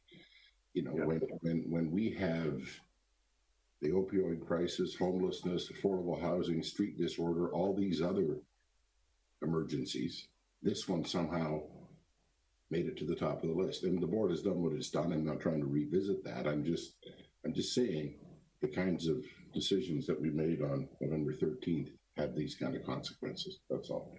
Thank you. And I just want to clarify that the CVRD board chose not to use the term declare an emergency. They acknowledged the climate emergency at that meeting. So, which is what we did at North Cowichan as well. Thank you. Thank you. Any, Director Kuhn, is that what you're going to clarify? Okay, I'm going to speak on this for one moment because of the public input, and I don't want it to sow debate. I just think it's important that I enter my perspective in this. We receive and measure input from all sorts of organizations. We're not beholden to any organization, or we should not be. I don't believe that anybody on this board is. I believe we have varied and broad opinions on the issues of climate change, on economic challenges, on homelessness, on addiction. That's our role as elected officials. But to say or to suppose that we're beholden to any one perspective or group would definitely not speak to the diversity of perspectives on this board. So I think it's important that whether it's One Cowichan or Cowichan Works or any other community organization, it's incumbent upon us to receive that information and just to take it as advice and instruction from their point of view. What really matters is that no external organization ever speaks for us, for our citizens, nor do we have a responsibility to act solely on that input. What we do have a responsibility is to hear it, to put weight to the input and balance it based on our individual perspectives and our collective perspectives, and to move forward based on those priorities of our region, our citizens, and the elected members of this board. So I appreciate the public input, but all I'm asking for from the communities and from our directors is that we approach it as that. This is feedback for us. We can choose to accept it or reject it in any measure from 0 to 100% that we feel is appropriate based on our own analysis, and bring those perspectives to the board. So I have a lot of time for diverse opinions from one scale to the other end of the scale, and we have those in many ways represented here. But when it comes to climate change, I don't believe that this board has any shame in their lack of action. In fact, we've received multiple awards or been finalists for multiple awards in terms of our own climate action within the region. Absolutely. I think I watch EASC, and whenever the modernization of the OCP, land use impacts for a broadly diverse regional district are the biggest impacts on climate. And some of the letters referred to that tonight. So how do we address those issues? Through updating our OCP. North Cowichan's updating their OCP. Ladysmith is updating its OCP. Lake Cowichan's trying to get a mayor, but I'm sure they're going to update their OCP. But all I'm trying to say is that I don't think we're as far apart as this dialogue has become. And the rancor that seems to be coming forth internally and externally, I don't think is deserved to anybody, not to the members of this board, not to our staff, and not to any of the citizens in the region. So all I can say is that I feel like tonight we should move forward from that. We've had this discussion. We'll have an opportunity at our strategic plan. And where it really matters is once that strategic plan is on the table and approved by the board, that we work with our staff to bring back sensible, measured, and responsible actions that will not only support climate action, but also support economic recovery and growth, because I've said this before, they are not mutually exclusive, right? Green initiatives can support a great, thriving economy. But we also have to recognize that as a local government with a very limited tax base, I'm never going to advocate for this board or any other local government to take on the responsibilities of the province or federal government. And we need to bring these community groups together and help them be the wind in our sails, not a headwind, and help us advocate to the provincial government, help us lobby the federal government. So I'm making that as my plea to all of the community organizations and citizens that continue to weigh in on these issues, that I don't think we're that far apart. And I hope that we can move forward once we get our strategic plan on the table and actually show that it's not one or the other, they actually go hand in hand. So that's my speech. Thank you for listening. And hopefully, Ms. Legault, we can move on to the next item. Thank you, Mr. Chair. On to committee and commission reports. Item CR1, report and recommendations of the Special Corporate Services Committee meeting of September 9th, 2020. I believe I turn this over to Director McGonigal. Thank you, Mr. Chair. And just for your information, we have updated our OCP, even in the absence of residing mayor. But he will inherit that when he or she becomes mayor. So your report and recommendations of the Special Corporate Services Committee meeting of September 9th, 2020 with the following recommendation: that the public consultation plan outlined in the August 6, 2020 report from the Finance Division be approved. And 2, that the 2021 budget for Function 520, Solid Waste Management, include a requisition increase of $602,354 over the 2020 budget. And I will move that recommendation with those 2 parts. And that's seconded by Director Yanni DiNardo. Any discussion on those items? Seeing none, I'll call the question. All those in favor? Any opposed? None opposed, motion carries. Thank you, Director McGonigal. That concludes my report, Mr. Chair. Thank you. I'll move on to item CR3, report and recommendations of the Cowichan Community Center Commission meeting of September 10th, 2020. Over to Director Yanni DiNardo. Mr. Chair, you missed item CR2. So I'm really excited. I knew there was one in here. I'm like, Director Acton was first. Why don't you take that role and I'll try and stick to my knitting. Or I can read out the item if you prefer. I already screwed it up, so I was giving it back to you. Sorry, CR2 is the report and recommendations of the Community Services Committee meeting of September 9th, 2020. Director Acton. Thank you, Mr. Chair. The recommendation is one that a usage fee for CVRD's publicly accessible level 2 electric vehicle EV charging stations be established at a rate of $1 per hour effective January 1st, 2021. And 2, that a public notification period of 60 days be provided as described in the September 9th, 2020 staff report pursuant to the informed level of public engagement as specified within CVRD's public engagement policy. And 2.1, that the 2 certificates of sufficiency confirming sufficient petitions requesting inclusion into the Malahat Fire Protection Service area be received.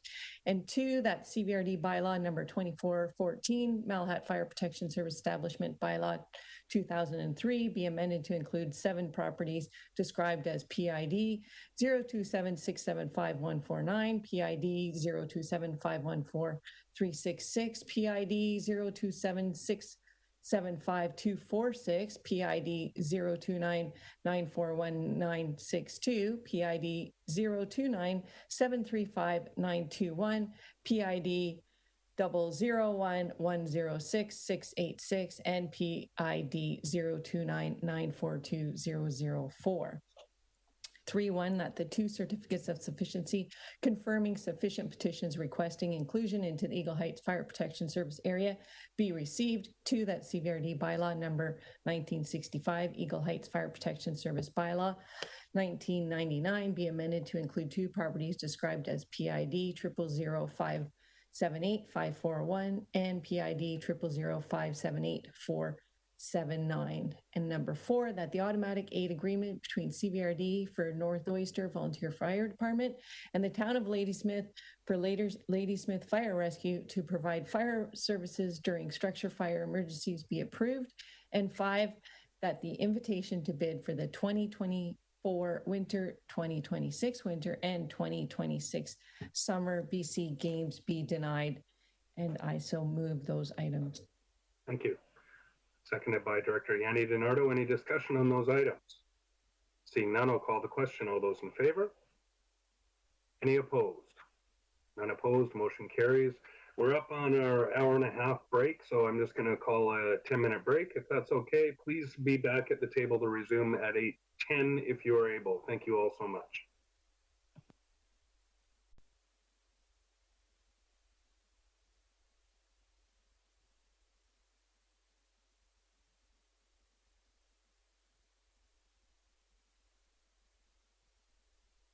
Cameras live. Thank you very much. And so we resume our meeting. I was really excited to get down to this report. So it's CR3, the report and recommendations of the Cowichan Community Centered Commission meeting of September 10th. And I'll turn it over to Director Yanni DiNardo. Thank you, Mr. Chair. Recommendation 1, that a letter be written to the local member of Parliament and member of the Legislative Assembly outlining the issues facing civic theaters due to the lack of provincial and federal funding during the COVID-19 pandemic. 2.1, that the reopening of the Cowichan Performing Arts Center, CPAC, with audiences of up to 50 be approved. 2, that the staff be authorized to adjust the audience size in accordance with the directives from the Provincial Health Authority. I move those. I have a seconder, Director Staples, second.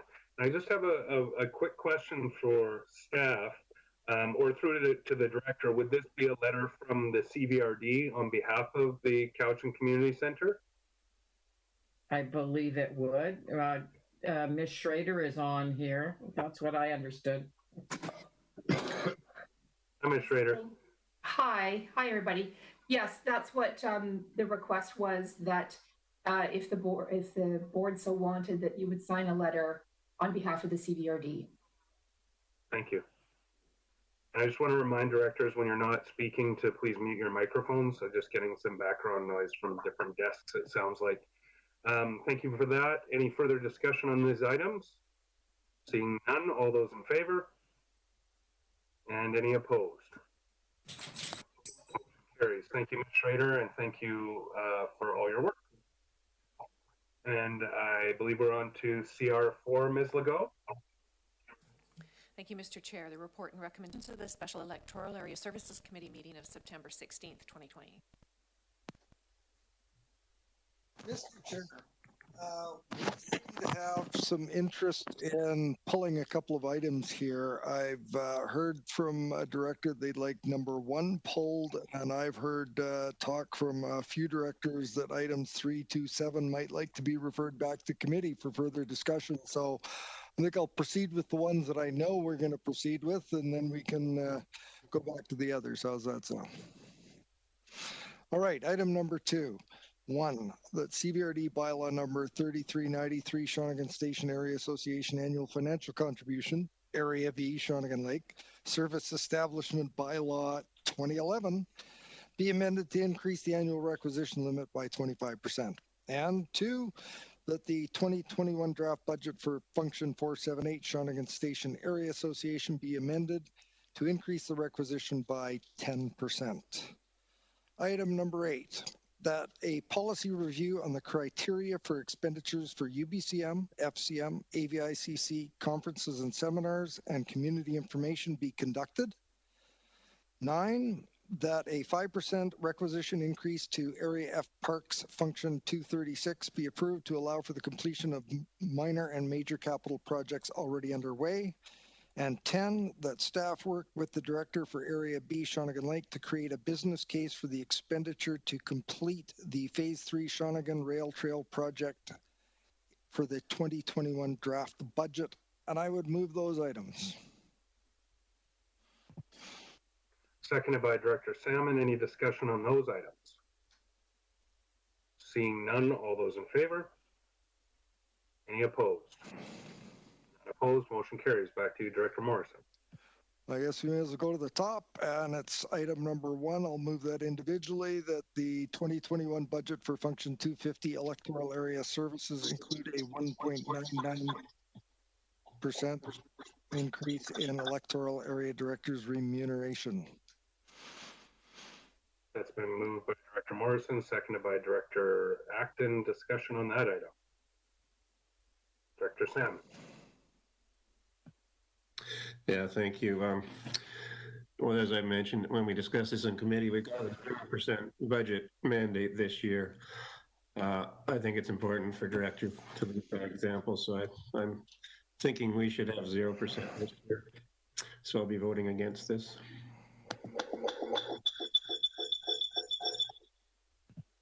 Just remind directors, please mute your microphones when not in use.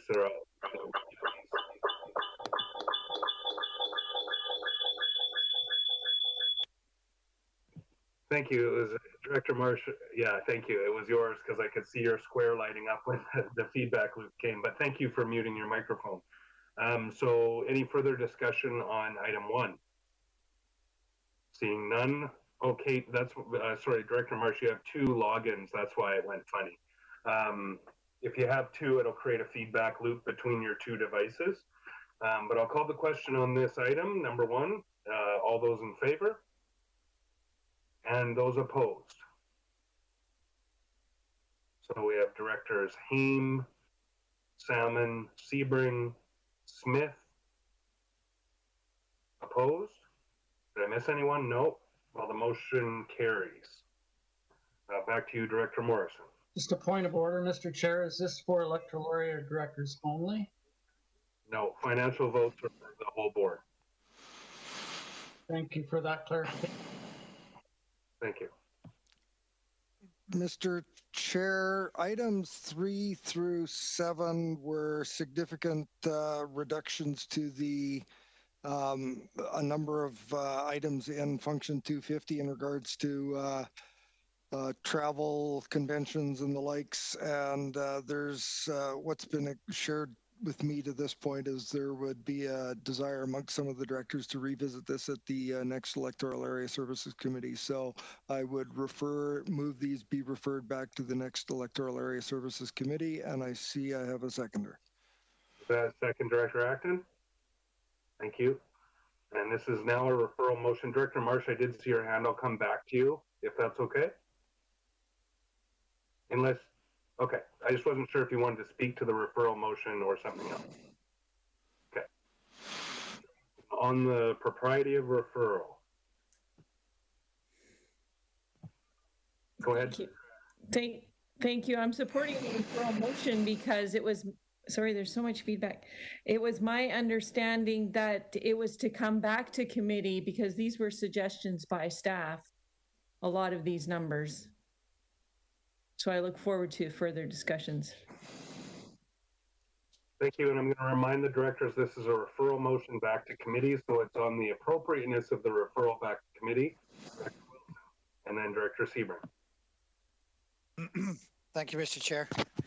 I'm not sure why this is being referred back to. Nobody's travelling, nobody's going anywhere. I don't see why there should be any more discussions on it. As far as I can see, this is a fairly straightforward thing. I appreciate that, and bumping up the edges of discussing the merits of the item, not the referral, but I appreciate your comments. Director Sebring. Thank you, Mr. Chair. I'm going to vote against referral. I don't think it's appropriate. Because and it kind of goes to the merits of the motion, but the bottom line is the money hasn't been spent, so let's take it out of the budget instead of referring it and then potentially going, oh, let's just play a shell game and spend the money someplace else. Let's deal with it now. Okay, thank you. Any further discussion on the referral?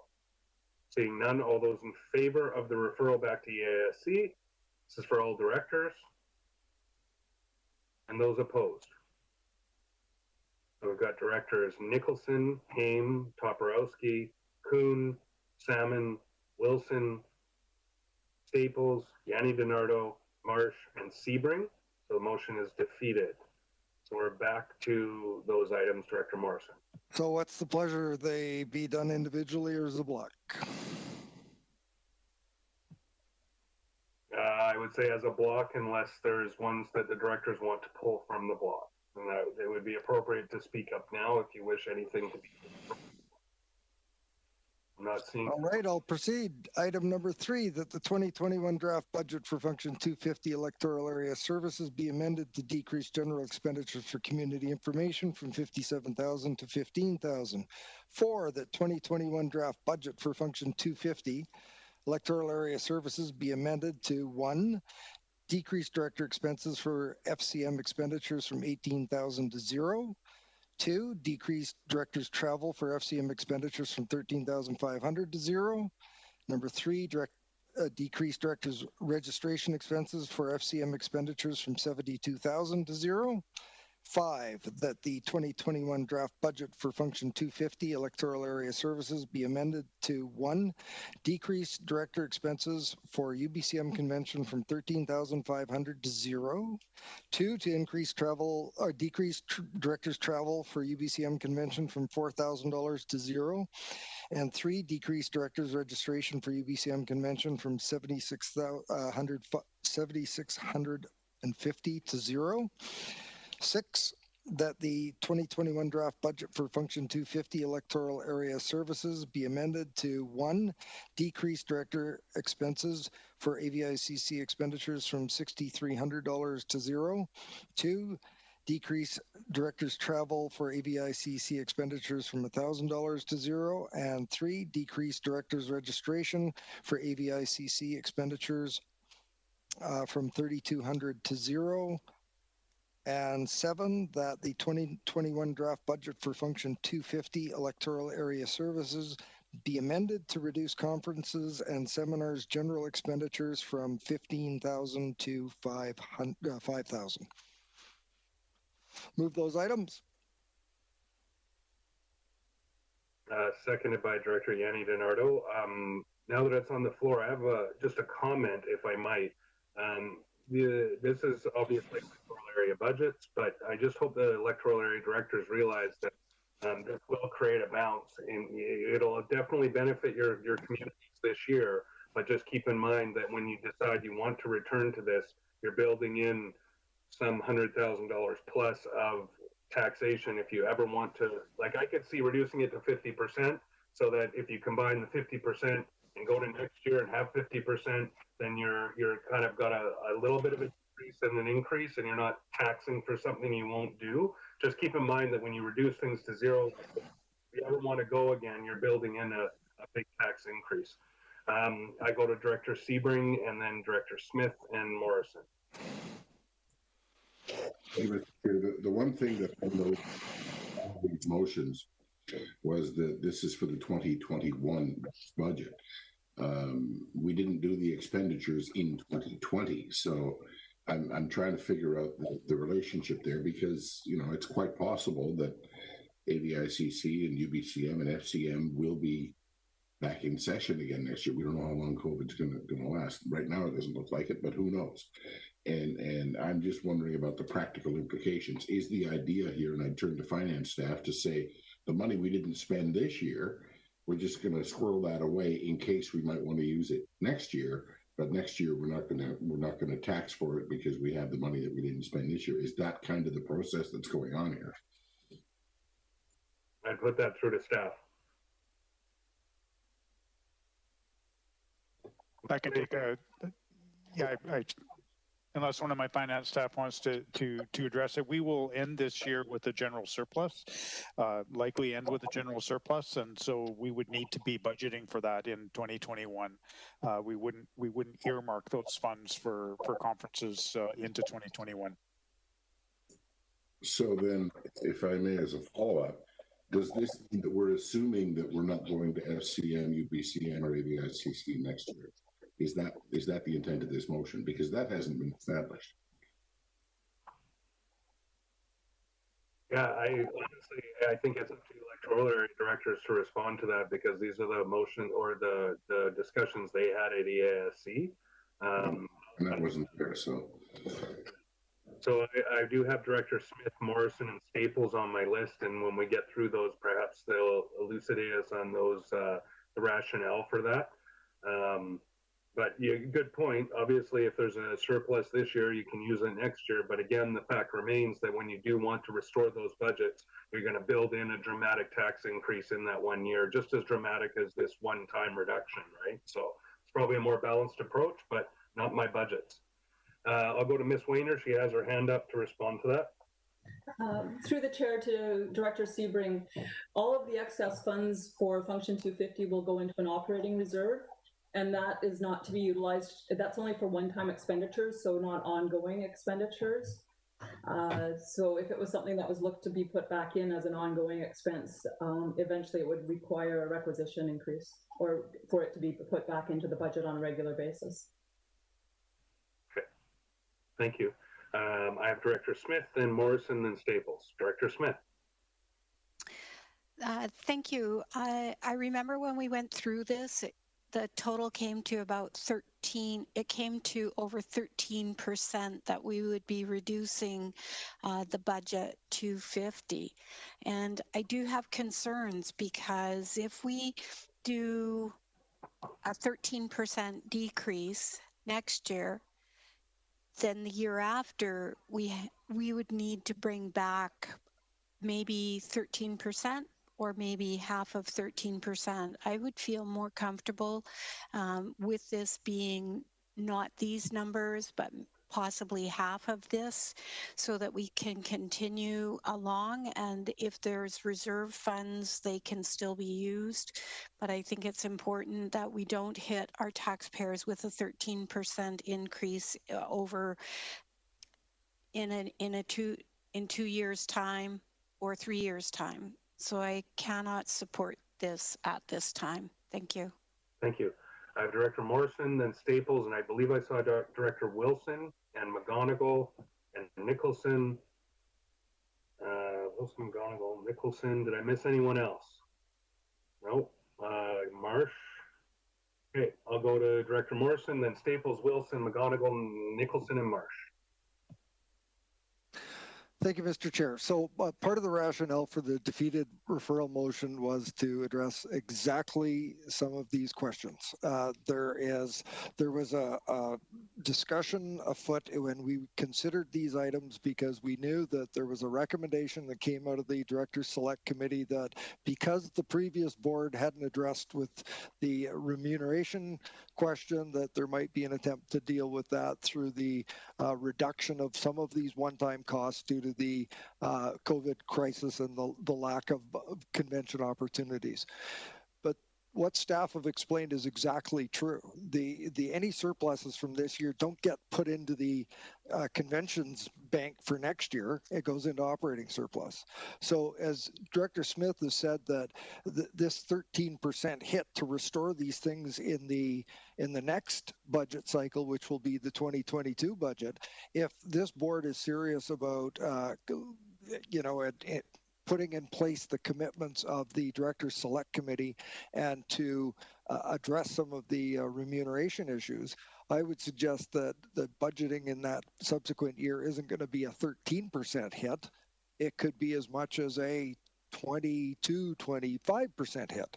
So it would be more than prudent for us to go back, have another look at whether or not these numbers should be ratcheted right down to zero, because the bounce back effect, and that's one of the things that we try and do, is we try and bring level funding and level expenditures so that there isn't big hits in the budgets. So I know that the referral motion has been defeated, and it would be a shame to start going through these one at a time and to barter and debate over what might be the right number. That was why the suggestion for the referral. Well, we're not in that position now. I'm reluctant to be supporting cuts to this extent because there will have to be a bounce back if we want to get directors out to training and networking at these valuable conferences when they do resume. Thank you. Thank you. And just before we go to Director Staples, Ms. Legault, now that the referral motion's been defeated, that option's been removed from the table. So short of defeating this motion, the directors don't have much opportunity other than to go and amend these on the fly now, which I would contend would be bad policy especially when you're talking about finance. So other than defeating this or going through and amending them one by one, those are the only remedies available to the board at this time. Mr. Chair, I believe that the motion to refer is subject to reconsideration. So a member after the motion that is on the floor has been dealt with, a member who voted on the prevailing side could introduce a motion to reconsider. Okay, thank you. But it would require defeating of this motion before that could be reconsidered. Okay, thank you. All right, I'll go to Director Staples, then Wilson, McGonigal, Nicholson, and Marsh. So Director Staples.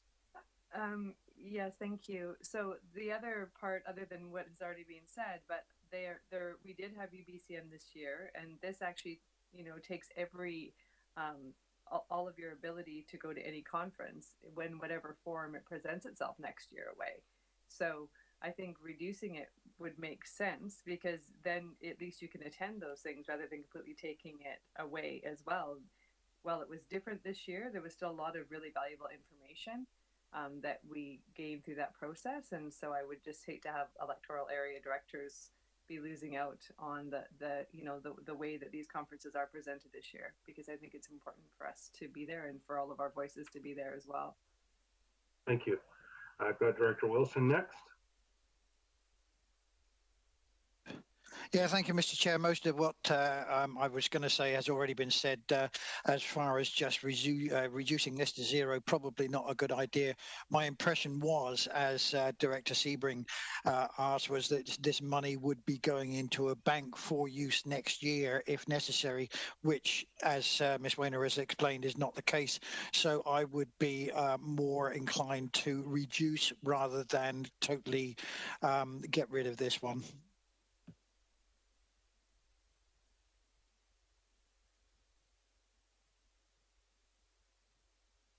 You're muted. Muted myself to talk. Sorry, I'm going to put a question through to staff based on the way the discussion is progressing. Would it be preferable that these discussions of these individual items within the function be discussed at committee rather than at the board? I know that the fellow board members from the municipalities might prefer that, but I would ask finance staff where it's better to do that deeper discussion or heavy lifting. Is there time, I guess, to go through the budgeting process if this was further discussed at electoral area services next week? Sorry, you're muted now, Ms. Weiner. There we go. Through the chair, yeah, I would recommend putting it to the Electoral Area Services Committee next week. That still gives finance enough time, as the meeting is next week, for us to put the budget together. But with the discussion that's been mentioned and happening here, I think that's the more appropriate place to have it. Mr. Chairman, point of order. I'm not sure if it's a point of order, but I'm wondering if we can shortcut this.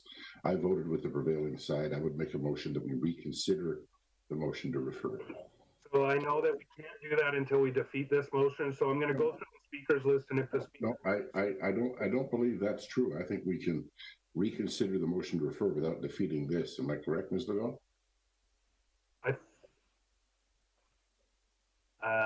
I believe there's my understanding is there's a motion on the floor moved and seconded, so it's on the floor. So can I just say, regardless of procedure, defeating it would be clean, regardless if we can enter and then I'm sure if this is defeated, I think the board is speaking that the referral reconsideration, I'll come to you directly after. Okay, thank you. Director McGonigal, did you want to speak to this, or can we process? I'd like to call the question, Mr. Chair. Okay, I'm going to allow Directors Nicholson and Marsh if they wish to speak on it, but I think no, okay. So I'm going to call the question on the motion. If this is hope to reconsider and send it back to committee, we need to defeat this motion. All those in favor? Director Kuhn is in favor. All those opposed?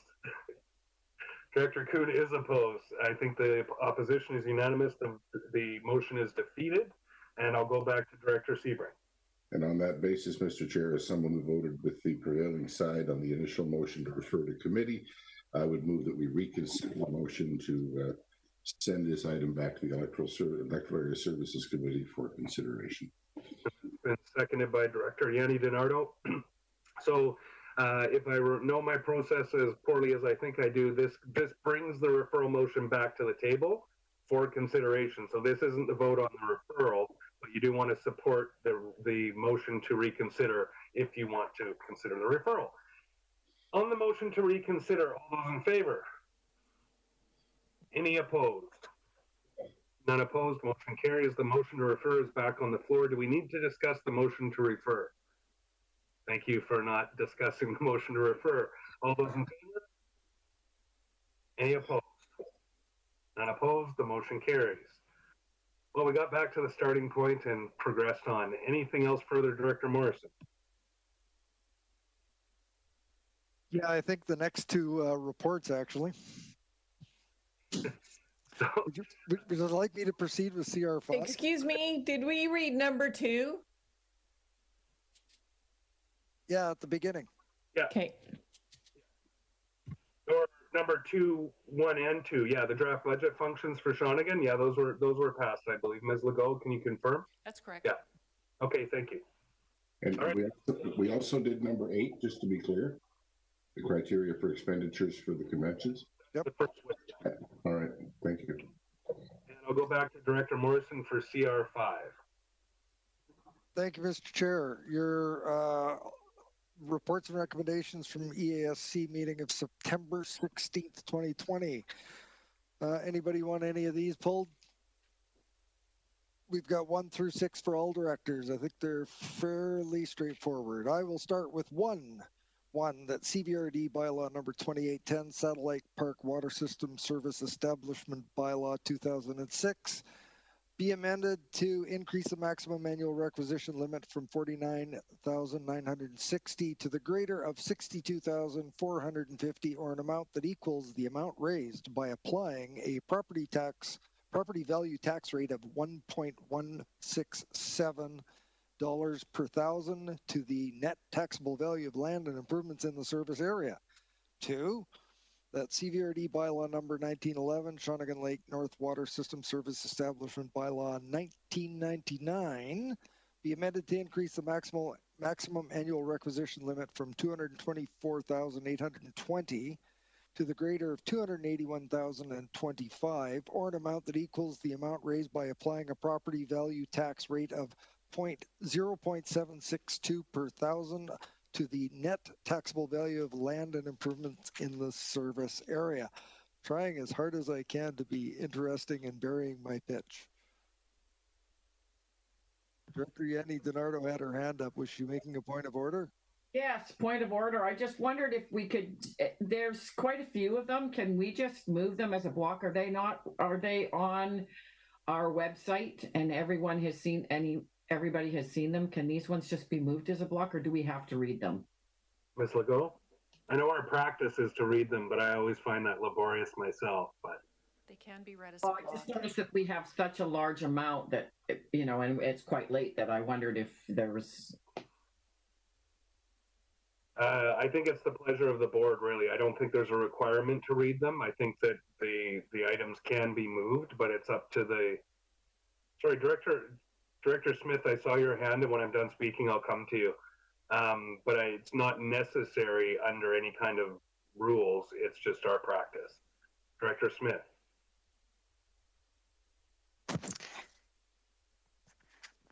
Yes, number 3 was sent back to staff, so it shouldn't be on here.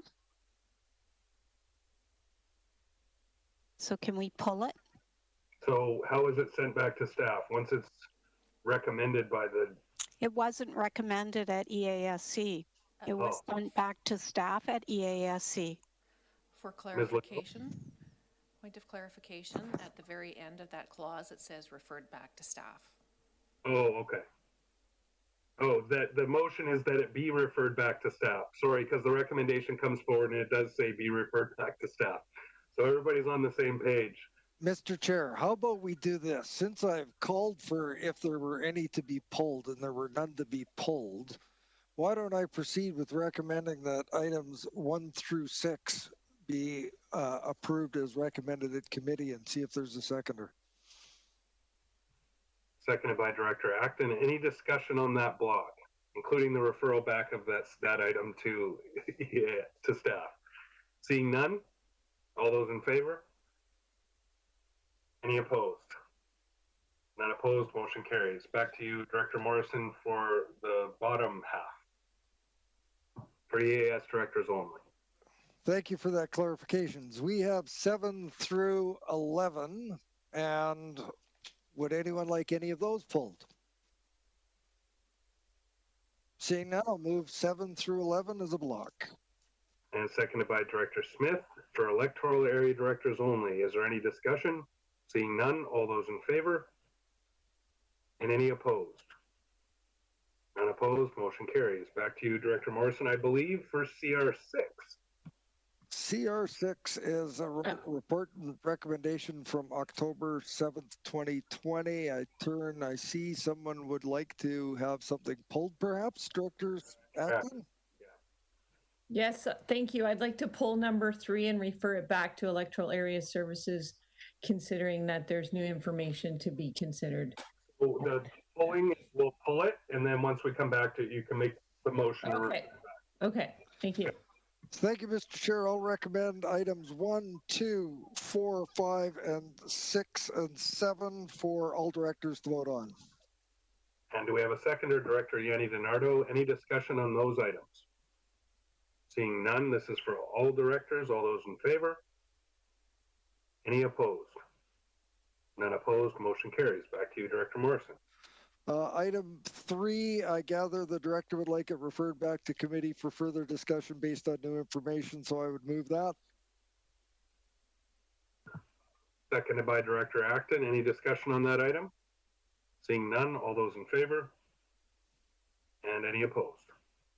None opposed, motion carries. Back to you, Director Morrison. And for CR6, for electoral area directors only, I see 3 items, and I would move 8, 9, and 10 for electoral area directors only.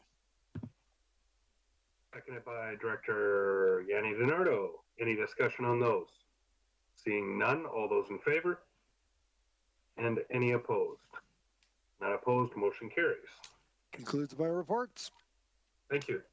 Ms. Legault. And myself. Oh, there we go. Thank you, Mr. Chair. On to director's reports. Item DR1, Director Wilson regarding Fisher Road Industrial Area operations in Electoral Area C, Cobble Hill, ongoing issues. Thank you. I'll go to Director Wilson. Thank you, Mr. Chair. As you all know, it's a pretty long report. I don't intend to go through it because I'm sure you've all studied it in great detail. So basically, I'm just here to answer questions or queries that you might have. Thank you, Director Wilson. I'll go to Director Morrison, but I think Mr. Carruthers may have some help with potential motion as well, but I'll go to Director Morrison. There's a lot of information to unbundle in this, and I was going to recommend that it be referred back to staff for eventual report to Regional Services Committee for items that are appropriate for us to consider and advocate for. Sorry, is that a second, Director Wilson? Or is that actually a motion, Director Morrison? Yes. Okay, yeah. If I could just very quickly speak on that, I do have some a resolution ready, which addresses exactly what Director Morrison has said there, which I can forward whenever necessary. But it does address what Director Morrison has just brought up. Okay, because this is a really complicated issue, I don't want us to get too deep into the rabbit hole because I think we need some reports back from staff. Before I take the motion, Mr. Crothers, did you have anything to weigh in on this, just as advice? Because I know there are, it's a multi-layered issue, right? So. Yep. Thank you, Mr. Chair. I do have a proposed resolution for the board to potentially consider, and I have forwarded it to the corporate officer. But the resolution suggested to the board would be that staff be directed to prepare a report that discusses the jurisdictional, regulatory, and legal issues associated with the oversight of Fisher Road recycling and other private recycling and compost facilities licensed by the CVRD. Okay, so that's a great suggested wording. I'm going to give the director who put the work into this just the opportunity to enter his resolutions, because I do think we're all kind of skirting around the same substance here. But I'll go to Director Wilson, and then hopefully we can move this forward. Director Wilson.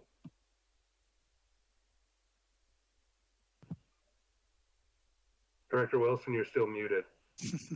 Yeah, sorry about that. Yeah, I did get this one via Ms. Legault, and I did send a reply to her. And much as I appreciate the work that has been done on this, I just find that one just a little bit too general in thing. I would much rather be more specific in asking staff to address some of these concerns. And I do have a suggested resolution, albeit a little longer than what's been suggested here. I would love to be more specific on this as opposed to general.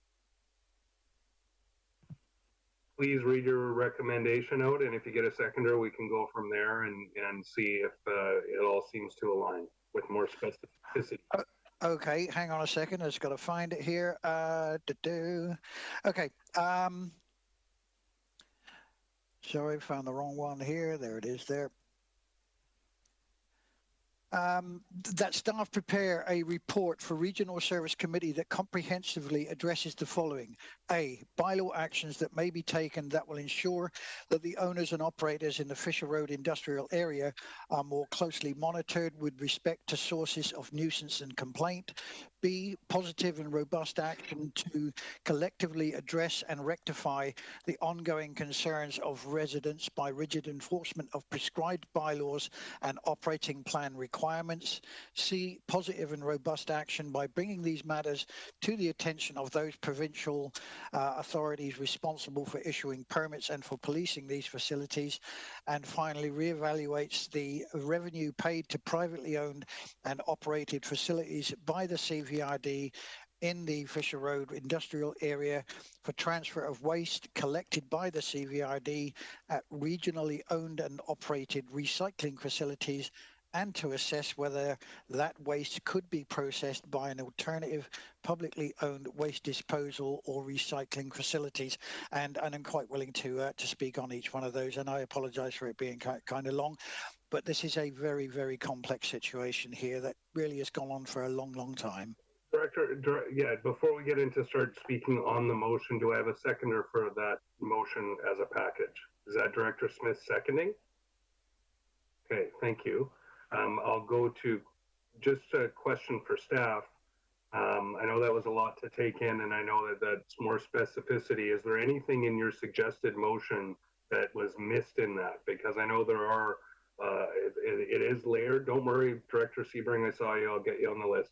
I just want some feedback from staff if that accomplishes all that you were hoping to report back to the board or to committee with.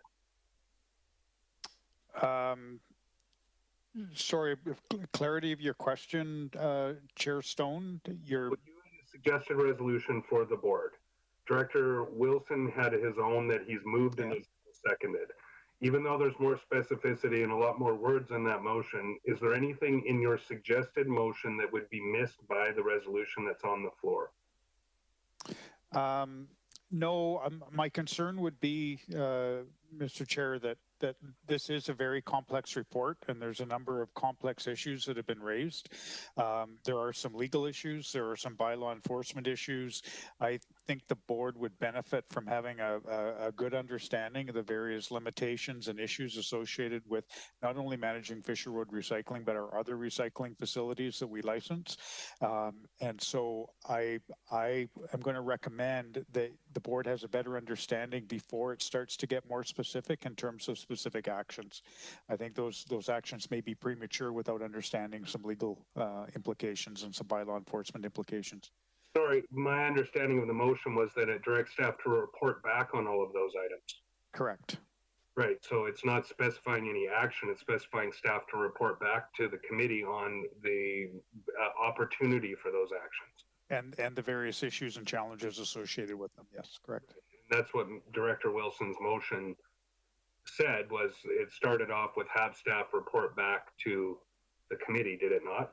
So all of those things that read out weren't prescriptive actions, it was to have staff report back on.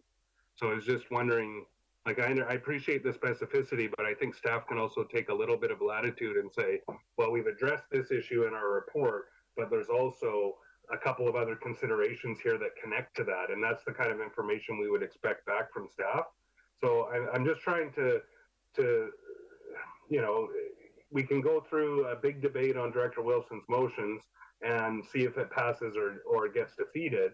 But what I was trying to get at was, when it's asking for a report back, and although there are specific items listed, I would assume that staff's professional responsibility would be to also illuminate the committee members, either in closed or open, as is appropriate for the specific request, on those items and anything connected to them. So I guess what I'm trying to get at is I heard the specificity of Director Wilson's motion.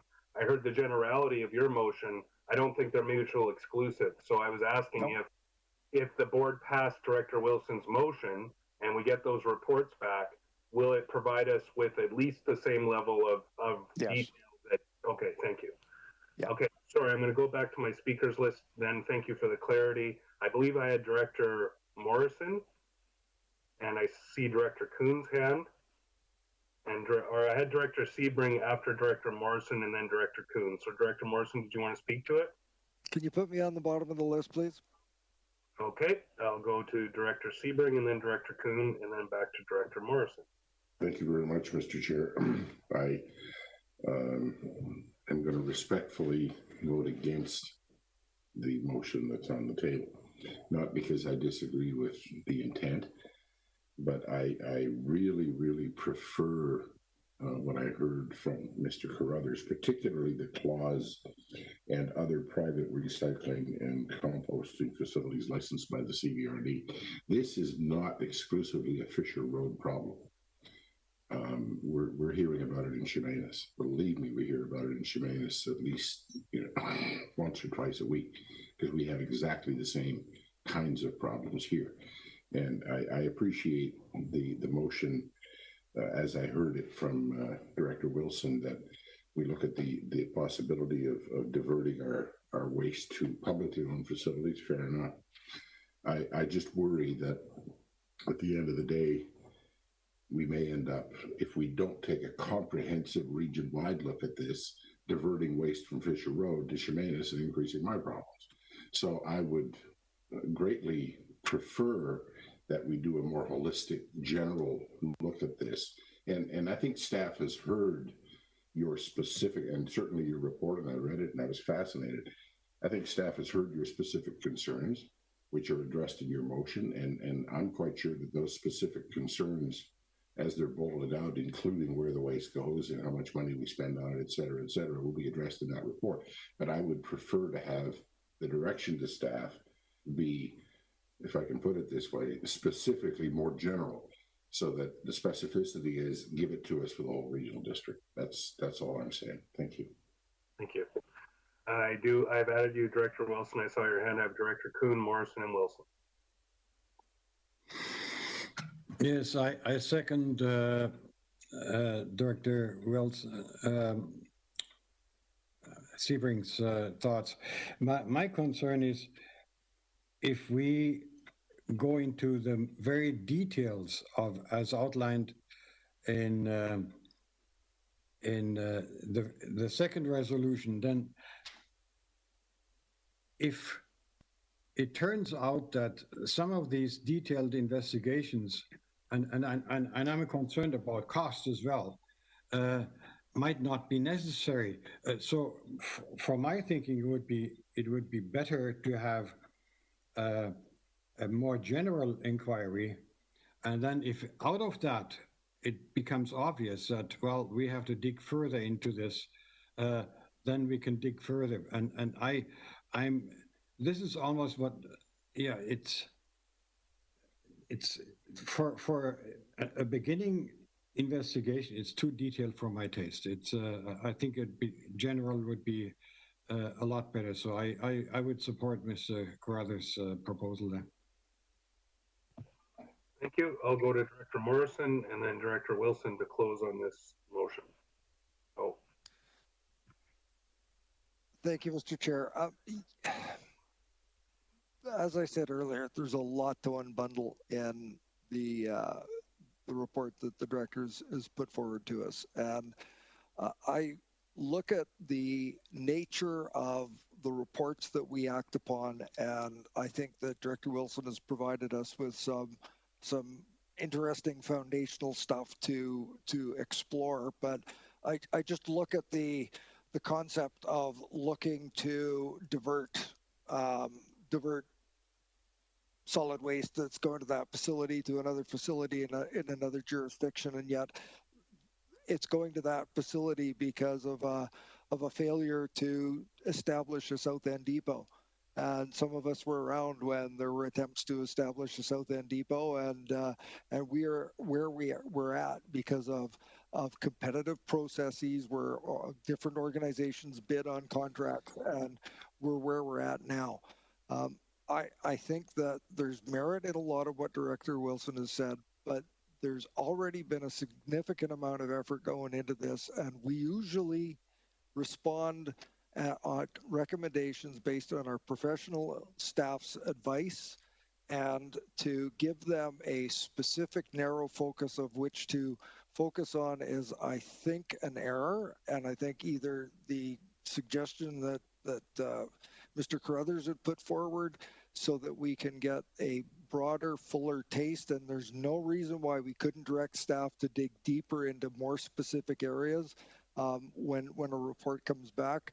But at this point, it would be a very exhaustive effort on the part of staff that would, I believe, be too focused and too narrow and take a lot of resources away from other areas. So I'd like to see a preliminary report come back on the general themes, and we can direct further, more specific themes if we need to. Thank you. Thank you. I'm going to let Director Wilson close. So I'm going to go to Director Nicholson, and then I'll go to Director Wilson. Okay, thank you. I was just thinking that this is, I think I agree with the regional approach at this point. And I'm thinking that I would be very interested in understanding as we move into, we've got on the horizon organic pickup everywhere. I think that's going to be brought in 21 or 22. I would be very interested in understanding how these added services are going to be dealt with from a facility perspective. Yeah, because I think that could have that could be making the problem even worse.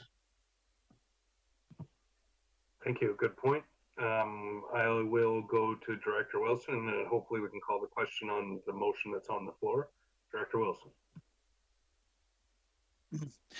Yeah, thank you, Mr. Chair. I understand, you know, maybe narrowing things down for staff to focus on is perhaps not quite as good an idea as I originally thought. So I'm inclined to go along with the general report. And to answer, I must admit that if Director Sebring is only getting 2 complaints a week, lucky you. I wish that was the case with me. I'm getting 2 or 3 a day. And these are not, you know, okay, a lot of them are coming from the same area, but that's where the prevailing winds are. And also, just to put Director Sebring's mind at rest, I didn't realise that Chemainus was in the picture. I was actually suggesting the RDN depot at Duke Point towards Nanaimo. And I looked into the costs. It would be no more expensive to send it there. The thing is, I'm really concerned that with the complaints and with the problems that we're having in that area, that we as the CVRD are basically financing a lot of the problems there to the tune of $765,000 per year. That's a lot of money. So I'd love to see that directed towards our own facilities, maybe to make them better. As far as Director Morrison's comment on this would be an exhaustive effort by staff, yes, it would. But I'd like to point out this has been an exhaustive effort on the part of my constituents, my residents as well, who have put up with this for years and years and years, and nothing seems to be done. There's my problem here. So I'm asking, yes, I will go along with an amended resolution, but I'm just trying to point out that we've got to do something. We've got to do something. Thank you. So I'm going to suggest to the board that the best way to handle it would be to actually defeat this motion and then allow another motion to be moved rather than try to amend this motion, because they are somewhat materially different. I do want to say, Director Wilson, I don't think anyone at this board, even our newer members, are mute or blind or dumb to the issues that you're facing in Cobble Hill. I do know from Director Sebring that if he's down to 1 or 2 complaints a week, they're doing all right, but it's been an ongoing issue for many years. And having only been on this board for a second term, I can tell you that the issues around the Cobble Hill community have come and gone consistently over the lifespan of it. So it is a challenge. And in Ladysmith, we've had our own issues. At least you're not composting biosolids. Let me put it that way, because it's even worse. But that being said, I'm going to call the question on this motion, and then if it's defeated, then we can get Mr. Carruthers to read the suggestion, and we can go from there. Call the question. All those in favor? And opposed? So opposed, we have Directors Haim, Toporowski, Morrison, Kuhn, McGonigal, Acton, Sebring, Yanni DiNardo, and Marsh. So the motion is defeated. And Mr. Carruthers, can you please read out your suggested wording again? Yes, Mr. Chair, I'd be happy to. That staff prepare a report for Regional Services Committee that addresses the jurisdictional, regulatory, and legal issues associated with oversight of Fisher Road recycling and other private recycling and composting facilities that are licensed by the CVRD. Thank you. Do I have a seconder or a mover for that motion, first of all? Director Kuhn, seconded by Director Sebring, and then any questions? So I just, okay, Director McGonigal and Director Morrison. Just a comment, if I may, and I think through the discussion that we've had, Director Wilson, that your specific issues will be brought forward in the discussion through Mr. Carruthers and staff. They have heard your complaints. We've heard the complaints for my lifetime within the CVRD region. We certainly do respect the problems within that area and the community that you represent. So I'm just going to just mention again to the directors, or maybe it's just background noise for you, Director McGonigal. It's just that I kept hearing what sounded like other noise in the background, but I'll go to Director Morrison next.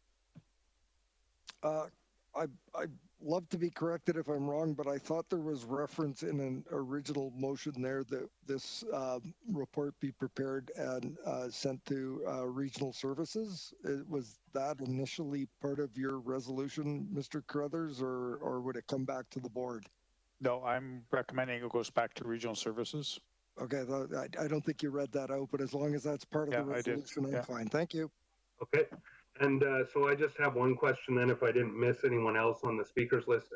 So I assume when we say report, it may actually be more than one report, because I think there are issues here that would be to either open or closed.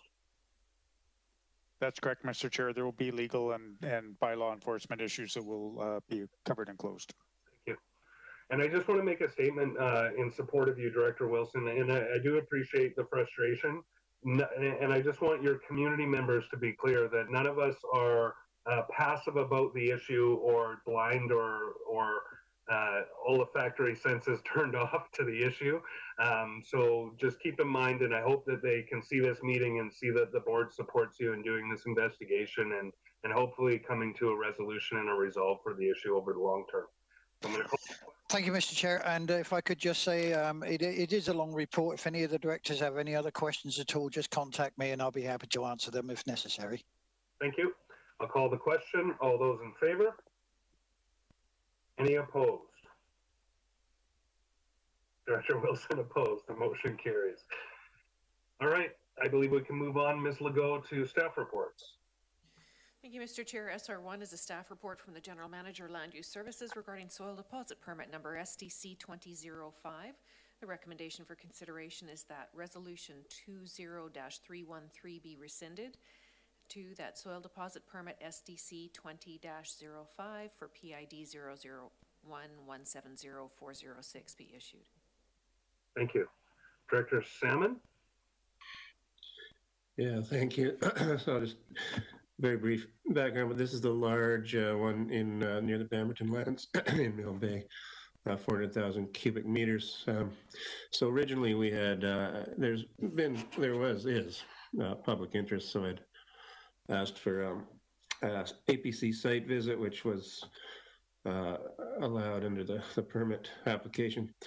However, since then we've had the legal review and the workshop staff report, apparently not allowed under the Local Government Act. So with that in mind, I would move the recommendation. Thank you. And seconded by Director Morrison. I did see Director Acton's hand go up. Did you have a question or a comment?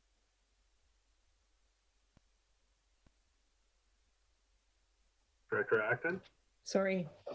Well, I would like to, I have another motion once this motion is. Okay, I'll come back to you. Is there discussion on the motion? Seeing none, I'll call the question. All those in favor? And opposed? Motion carries. I'll go back to Director Acton.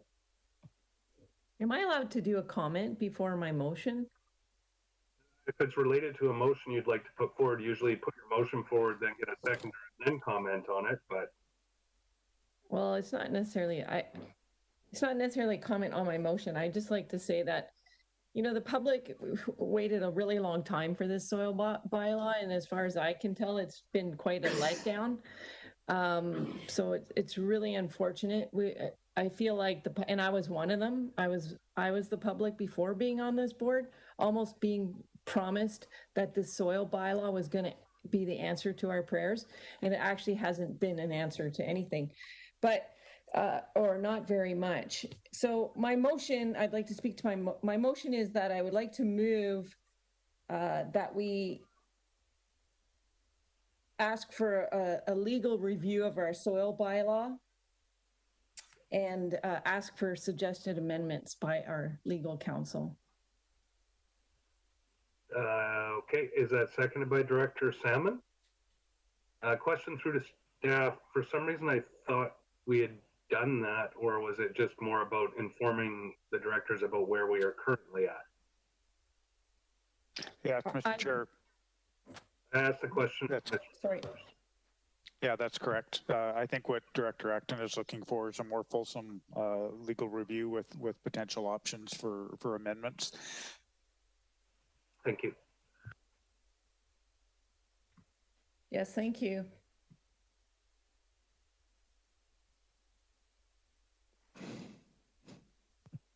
Sorry, thank you. It's this and this, right? Usually Klaus does this when I talk too much, so I was just trying to shut up. Sorry, Director Salmon, you had seconded it. Did you wish to speak to the motion? Yeah, I think I was actually cut off when we were talking about it earlier, but yes, particularly based on legal review we've had. Thank you. Director Morrison. Thank you, Mr. Chair. And I see Ms. Trelf is on the line, and it was my understanding that we have a fulsome review of the soil deposit bylaw underway as we speak, and of course, legal would be part and parcel of that. So I'd love to be corrected if I'm wrong, but I think the resolution is superfluous because we've already got staff working on this exact project. Okay, I would look to staff to comment on that. Thank you, Mr. Chair. I think that, for certainty and probably for the benefit of the public, it would be great to have a resolution formally directing staff to undertake a review of the CVRD's soil regulation program and soil deposit bylaw. Program's been in effect for, I think, roughly a year, and so we also feel as though this is timely. Thank you. Any further discussion on the motion? Seeing none, all those in favor? Any opposed? That's not me opposed, that was a scratching. None opposed, motion carries. Okay, thank you very much. We can move on, I believe, Ms. Legault. Thank you, Mr. Chair. SR2 is a staff report from Legislative Services on ministerial order approval for electoral area H by-election, and my apologies for the lateness of the report, but we just received the order this morning, mid-morning. Thank you. The proposed resolution is that the implementation of provisions contained in Ministerial Order number M389 for the administration of the 2020 by-election in electoral area H North Oyster Diamond be approved. Moved by Director Wilson, seconded by Director Morrison. Any discussion? Seeing none, all those in favor? Any opposed? None opposed, motion carries. Ms. Legault.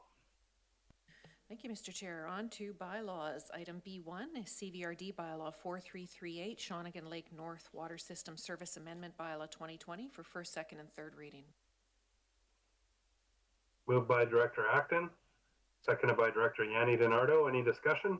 Seeing none, all those in favor? Any opposed?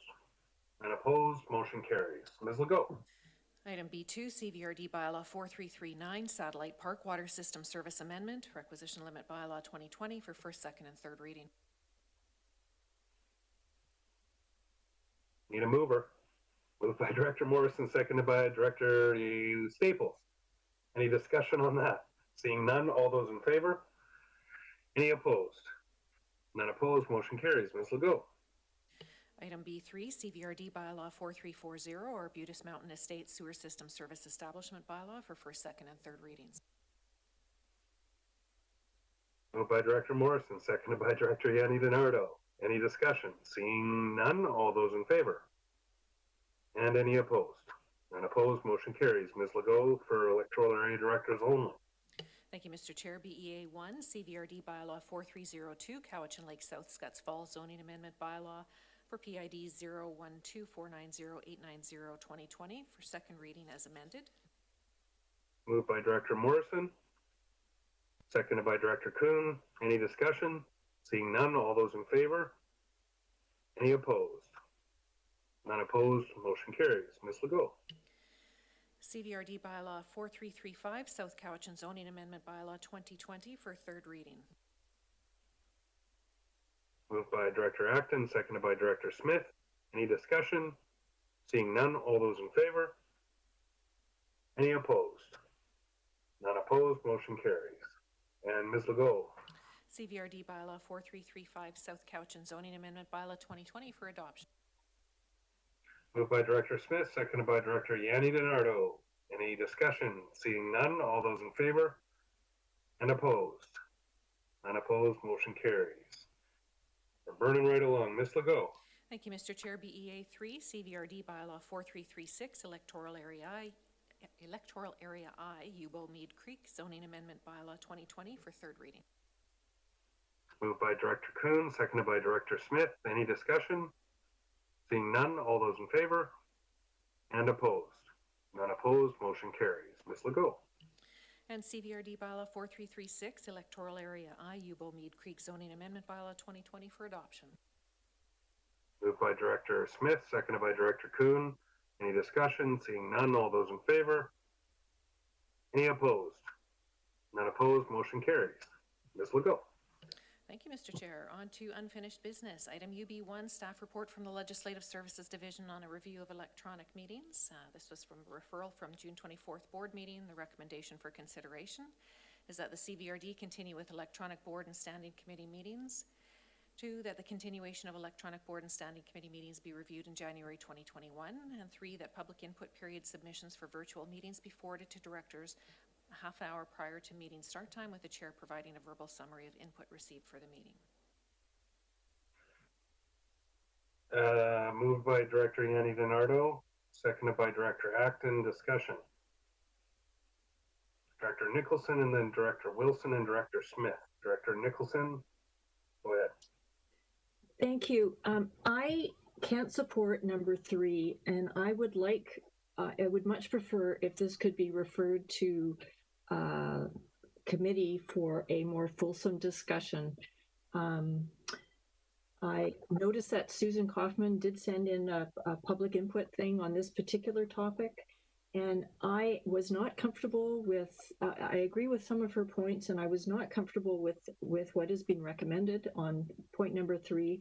And I also think it speaks directly to what Mr. Price of One Cowichan raised in his letter earlier. So I think we really need to have a discussion and think it through and do that in the context of the Code of Conduct. Okay, thank you. I'll go to Director Wilson, then Smith, then Sebring. Director Wilson. Thank you, thank you, Mr. Chair. Yeah, I'm in the same of the same opinion as Director Nicholson. I can't support number 3. To me, it's we need to be as open and transparent as we can be, especially in these times, and we can't be seen to. And it will appear to the public if we shut this down. It will appear to the public that we don't want to hear from them. Well, we do. I certainly do. I spend a lot of time trying to listen to everything that's being said by by the residents of Cobble Hill. It would be a shame, and it would not be a good thing to shut this down. So I'm not in favour of number 3 at all. Thank you. Thank you. I'll go to Director Smith and Director Sebring. Director Smith. Yes, I'm also not in favor of number 3. I think that public input's very valuable for us all to listen to. It's an opportunity to actually hear the public give their input on items that are on the agenda for that day. Thank you. Thank you. And Director Sebring. I'm going to be completely contrarian here. I have concerns about number 3 as well, but from the totally opposite end of the spectrum. This is the way we have done it at my council table since the beginning of COVID. And we faced no end of criticism because the summaries weren't accurate. Whether it was, for a while I was reading them, for a while staff was reading them, particularly when I was reading them, it's like, yeah, the politicians are just, cherry picking the stuff they want to hear, which was not the case. Then staff was reading, we were still getting criticism. So we have gone to the exact opposite of this. We have said, and it's coming to our next council meeting as a resolution because we're in the middle of it, people are free to provide whatever input they can. And this notion of the deadline a half hour prior to meeting start time is a bit ridiculous. You can't expect us as directors to read through all that stuff within 30 minutes. We've said, I think it's noon the day before, and if you submit it by noon the day before, we will guarantee that every councillor in this case has a copy and that they will read it. The purpose of public input, with all due respect, is to give input to the directors. It is not to stand in front of the board and, I don't want to use the word, but I'm going to use the word, grandstand with your political position. It is to inform our discussion and debate. And the way we've decided to handle it at North Cowichan, pending, we did this at Committee of the Whole, it's yet to be ratified, is we've said, we will promise you that everything that is submitted by the deadline will be forwarded to council and councillors will read and consider that input. The purpose of public input is to inform the councillors, the directors. It's not to enlarge the debate within the community. We need to hear about it as the directors councillors, whatever it is. So we're going even further than this recommends. And I'd really recommend against the summaries. If we're going to stick with reading out the input, we're better off to read the input verbatim, because you're going to get criticized for doing the summaries. I can tell you that right now. So yeah, that's my perspective. Thank you. Directors McGonigal and Wilson, I'm just going to enter in here though that it seems like there's different reasons for the consideration about discussion around public input. I don't think at this late hour is the time to go into that debate. So I would frankly rather support some committee work around this during an afternoon meeting than getting into it tonight. But I'll go to Director McGonigal and then Director Wilson. And I think it's important that we give the public their opportunity for input, but that is exactly as Director Sebring says, that's public input for the directors around the table. Unfortunately, in our virtual forum, it is utilized in another way. It's not informative for the purpose that public input was established.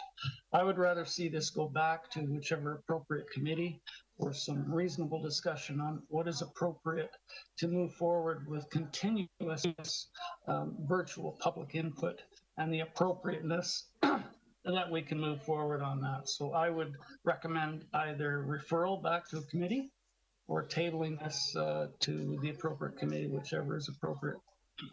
Yeah, a referral motion would be the best way to do that, but we keep talking about a referral instead of making a motion.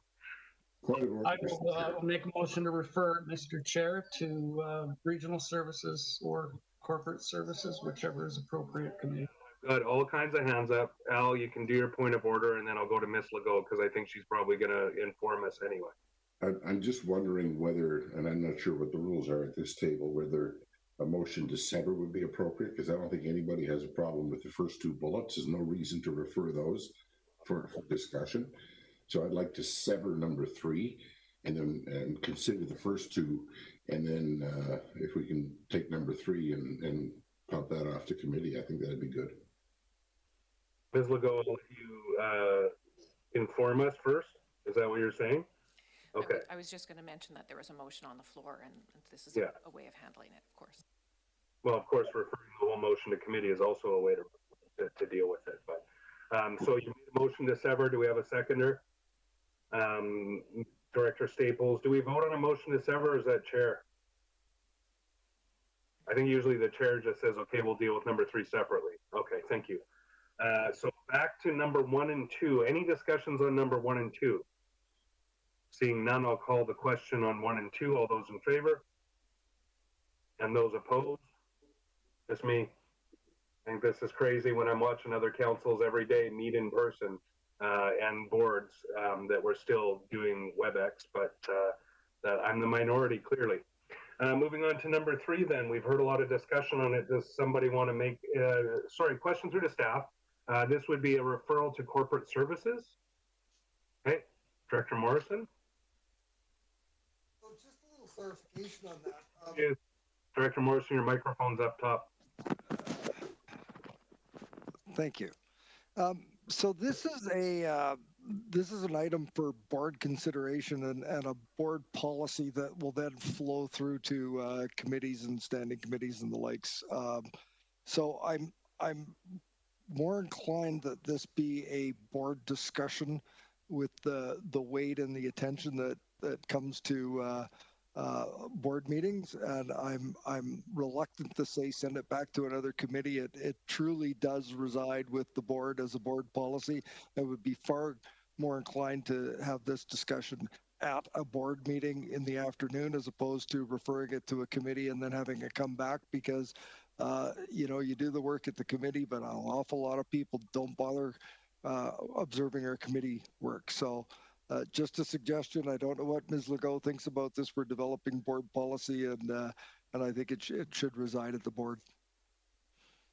Ms. Legault, have you got any comment on that? Well, I mean, it's the will of the board. My philosophy is generally that the heavy lifting happens at committee, but I'm happy to work with whatever the board wants. Sorry, I thought of it as, you know, things that flow through to board policy would be discussed at corporate services and go through to the board, but I have no preference. I just think that we are making something that could have already been referred to the appropriate place longer. So next I have Director Marsh. Oh, sorry, I'll come to you, Director Wilson, I missed you. Checked you off my list before I actually called on you, but I'll go to Director Marsh. Okay, sorry, Director Wilson. It looks like things aren't going to go boink, boink, boink on my computer right now, so that's a good thing. I think that I would like to see it done at the board too, because, you know, so many things have changed. You know, you referred to one just recently, Mr. Chair, the COVID meetings online and everything. And I think that if the public hears the kind of debate, which I suspect will happen, that North Cowichan did at Committee of the Whole, they'll understand that they'll actually get, their input will get more time to, for directors to consider. You know, I remember you know, not everybody was in favor when I first brought this forward at North Cowichan 7 or 8 years ago. And now that I see, so when we were talking about, yeah, right up till noon before the meeting, I'm like, you know, like I walk my dog before the meeting at 1:30. I do different things. So I think that in a way I made a mistake by thinking it has to happen at the meeting. I think it just has to happen. And if we can talk in the debate about, we'll then have more time to consider the various opinions we get than if we just hear it, 3 people for 3 minutes. So I think it should happen in the board, although I know it's unusual, Ms. Legault, and it's probably not best practice usually. We're not in usual times. So that would be, I don't know if there's a motion. I was just going to clarify. I wasn't sure if the referral motion had been moved and seconded. We're starting to debate the issue we're talking about referring back to actually debate. But Ms. Legault, do we have a referral motion on the floor? I don't believe it was seconded. Okay, so Director Marsh, this would be a great opportunity to refer number 3 back to the next board meeting for further discussion, and hopefully if we get that motion passed, then staff can prioritize it near the top of the agenda. Done. Okay, so that's been moved by Director Marsh. Do we have a seconder? It's to refer number 3 back to the future board meeting, which would be hopefully the next board meeting. Seconded by Director Sebring. Any further discussion on the referral? Seeing none, I'll call the question. All those in favor? Any opposed?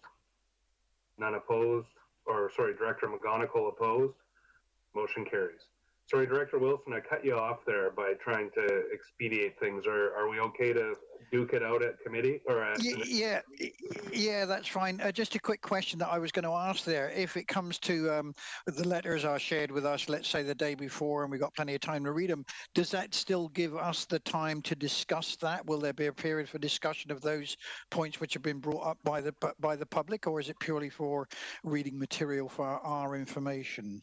That would be a decision of the board. So that's what we'll discuss. And then if we come up with a revised policy that we adopt as a group, then that's how it will be. So just keep those quivers in those arrows in your quiver, and we can discuss that at the next board meeting.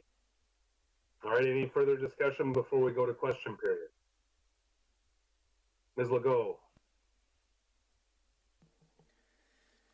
Thank you, Mr. Chair. A couple of items. The first is the item we referred to earlier in the meeting from Jen Voigt. Dear Chair and Board, thank you for your ongoing efforts to deal with COVID-19 emergency. In times of crisis, we rely on our local governments for support and leadership. We felt compelled to get a message out there that we also want to know the same answers as our friends whose letter was received under the title Local Governments Urge to Focus Attention on Climate Change, as the undersigned believe that there must be a healthy balance in between the environment and business, which is why our messaging and our asks are similar in nature. In the face of COVID-19, our attention became focused on the health and well-being of our families, our friends, and our neighbors, and the potential implications that we did and continue to face as our numbers rise again. In the face of this pandemic, we cannot forget what it is that has kept our community pressing forward and thriving in its own way. Local businesses. Our local businesses and those who own, operate, are employed, and most of all, those who support them are what has kept the Cowichan strong. We do not see an end to the pandemic anytime soon, but we are grateful to live, work, and play in the Cowichan Valley, a place where local means something and supporting one another means something. Many industries have remained strong through the past 6 months, including agriculture, food producers, real estate, contractors, builders, and professions that support businesses. Many adapted to what was needed and in some cases even expanded, including hiring people. Today we are writing you to ask for your support. We want to ask the question, what is our local government doing or planning to do to ensure the success of our communities by enticing new business and supporting growth and development in our region? What is our local government doing or planning to do to keep the Cowichan Valley a leader in economic development on Vancouver Island? We ask that the answers to our questions be in writing and shared publicly so that all local citizens can be informed and educated about how our local government plans to support its business, agriculture, contractors, and developers in the future. Thank you for your leadership, and there are about 58 signatories to this letter. Thank you. I believe most of the board members will have received that today. If not, I'll share a copy with you, and I've discussed with Ms. Voigt to send it as a formal piece of correspondence. Just to answer, I know that we've had several reports in the last couple of months about the ongoing efforts of Economic Development Cowichan and other stakeholders working in collaboration around supporting businesses through COVID and other initiatives that are happening within Economic Development Cowichan and in the broader community. So that be as it may, I think we can have more of an economically focused discussion in an upcoming meeting, and we'll be able to address it more fully at that time. The next item is from Cliff Evans. Director March, thank you. Go ahead, Ms. Legault. The next item is from Cliff Evans regarding soil deposit bylaw review. He is asking if the public, truckers, and contractors can have input to the revision of the soil deposit bylaw. I would say that once we get a review back from staff, we could have some discussion on how we engage the community in potential changes, but I can't make any commitments as part of chair question period. So I would have to refer that discussion to a future meeting where those proposed opportunities are discussed by the board. And then, Mr. Chair, just a note that we did receive a public input period submission from Susan Kaufman, but it didn't arrive until about 7:20, so it was after public input, and it was with respect to the public input period discussion that we just had as part of the virtual meeting environment, and her request was to refer it for further discussion, so I'm not going to read the full submission at this time. Okay, and I believe the directors do have that in their inbox so that they can review it, and we'll have a more full discussion at our next board meeting. Ms. Legault, is that it? That is all for public input period. Thank you. Directors, before I call for a motion to adjourn, I just want to say thank you. We had a tough agenda with some difficult issues to deal with today. Doesn't mean that we're done dealing with them, but hopefully we can use this as a pivot and an opportunity to work together more collaboratively, internally and externally. And hopefully our community hears that from us. I thought it was good discussion tonight, and I appreciate all of your good participation. So with that, I'll ask for a motion to adjourn. Moved by Director Wilson, seconded by Director Nicholson. All those in favor? Any opposed? None opposed.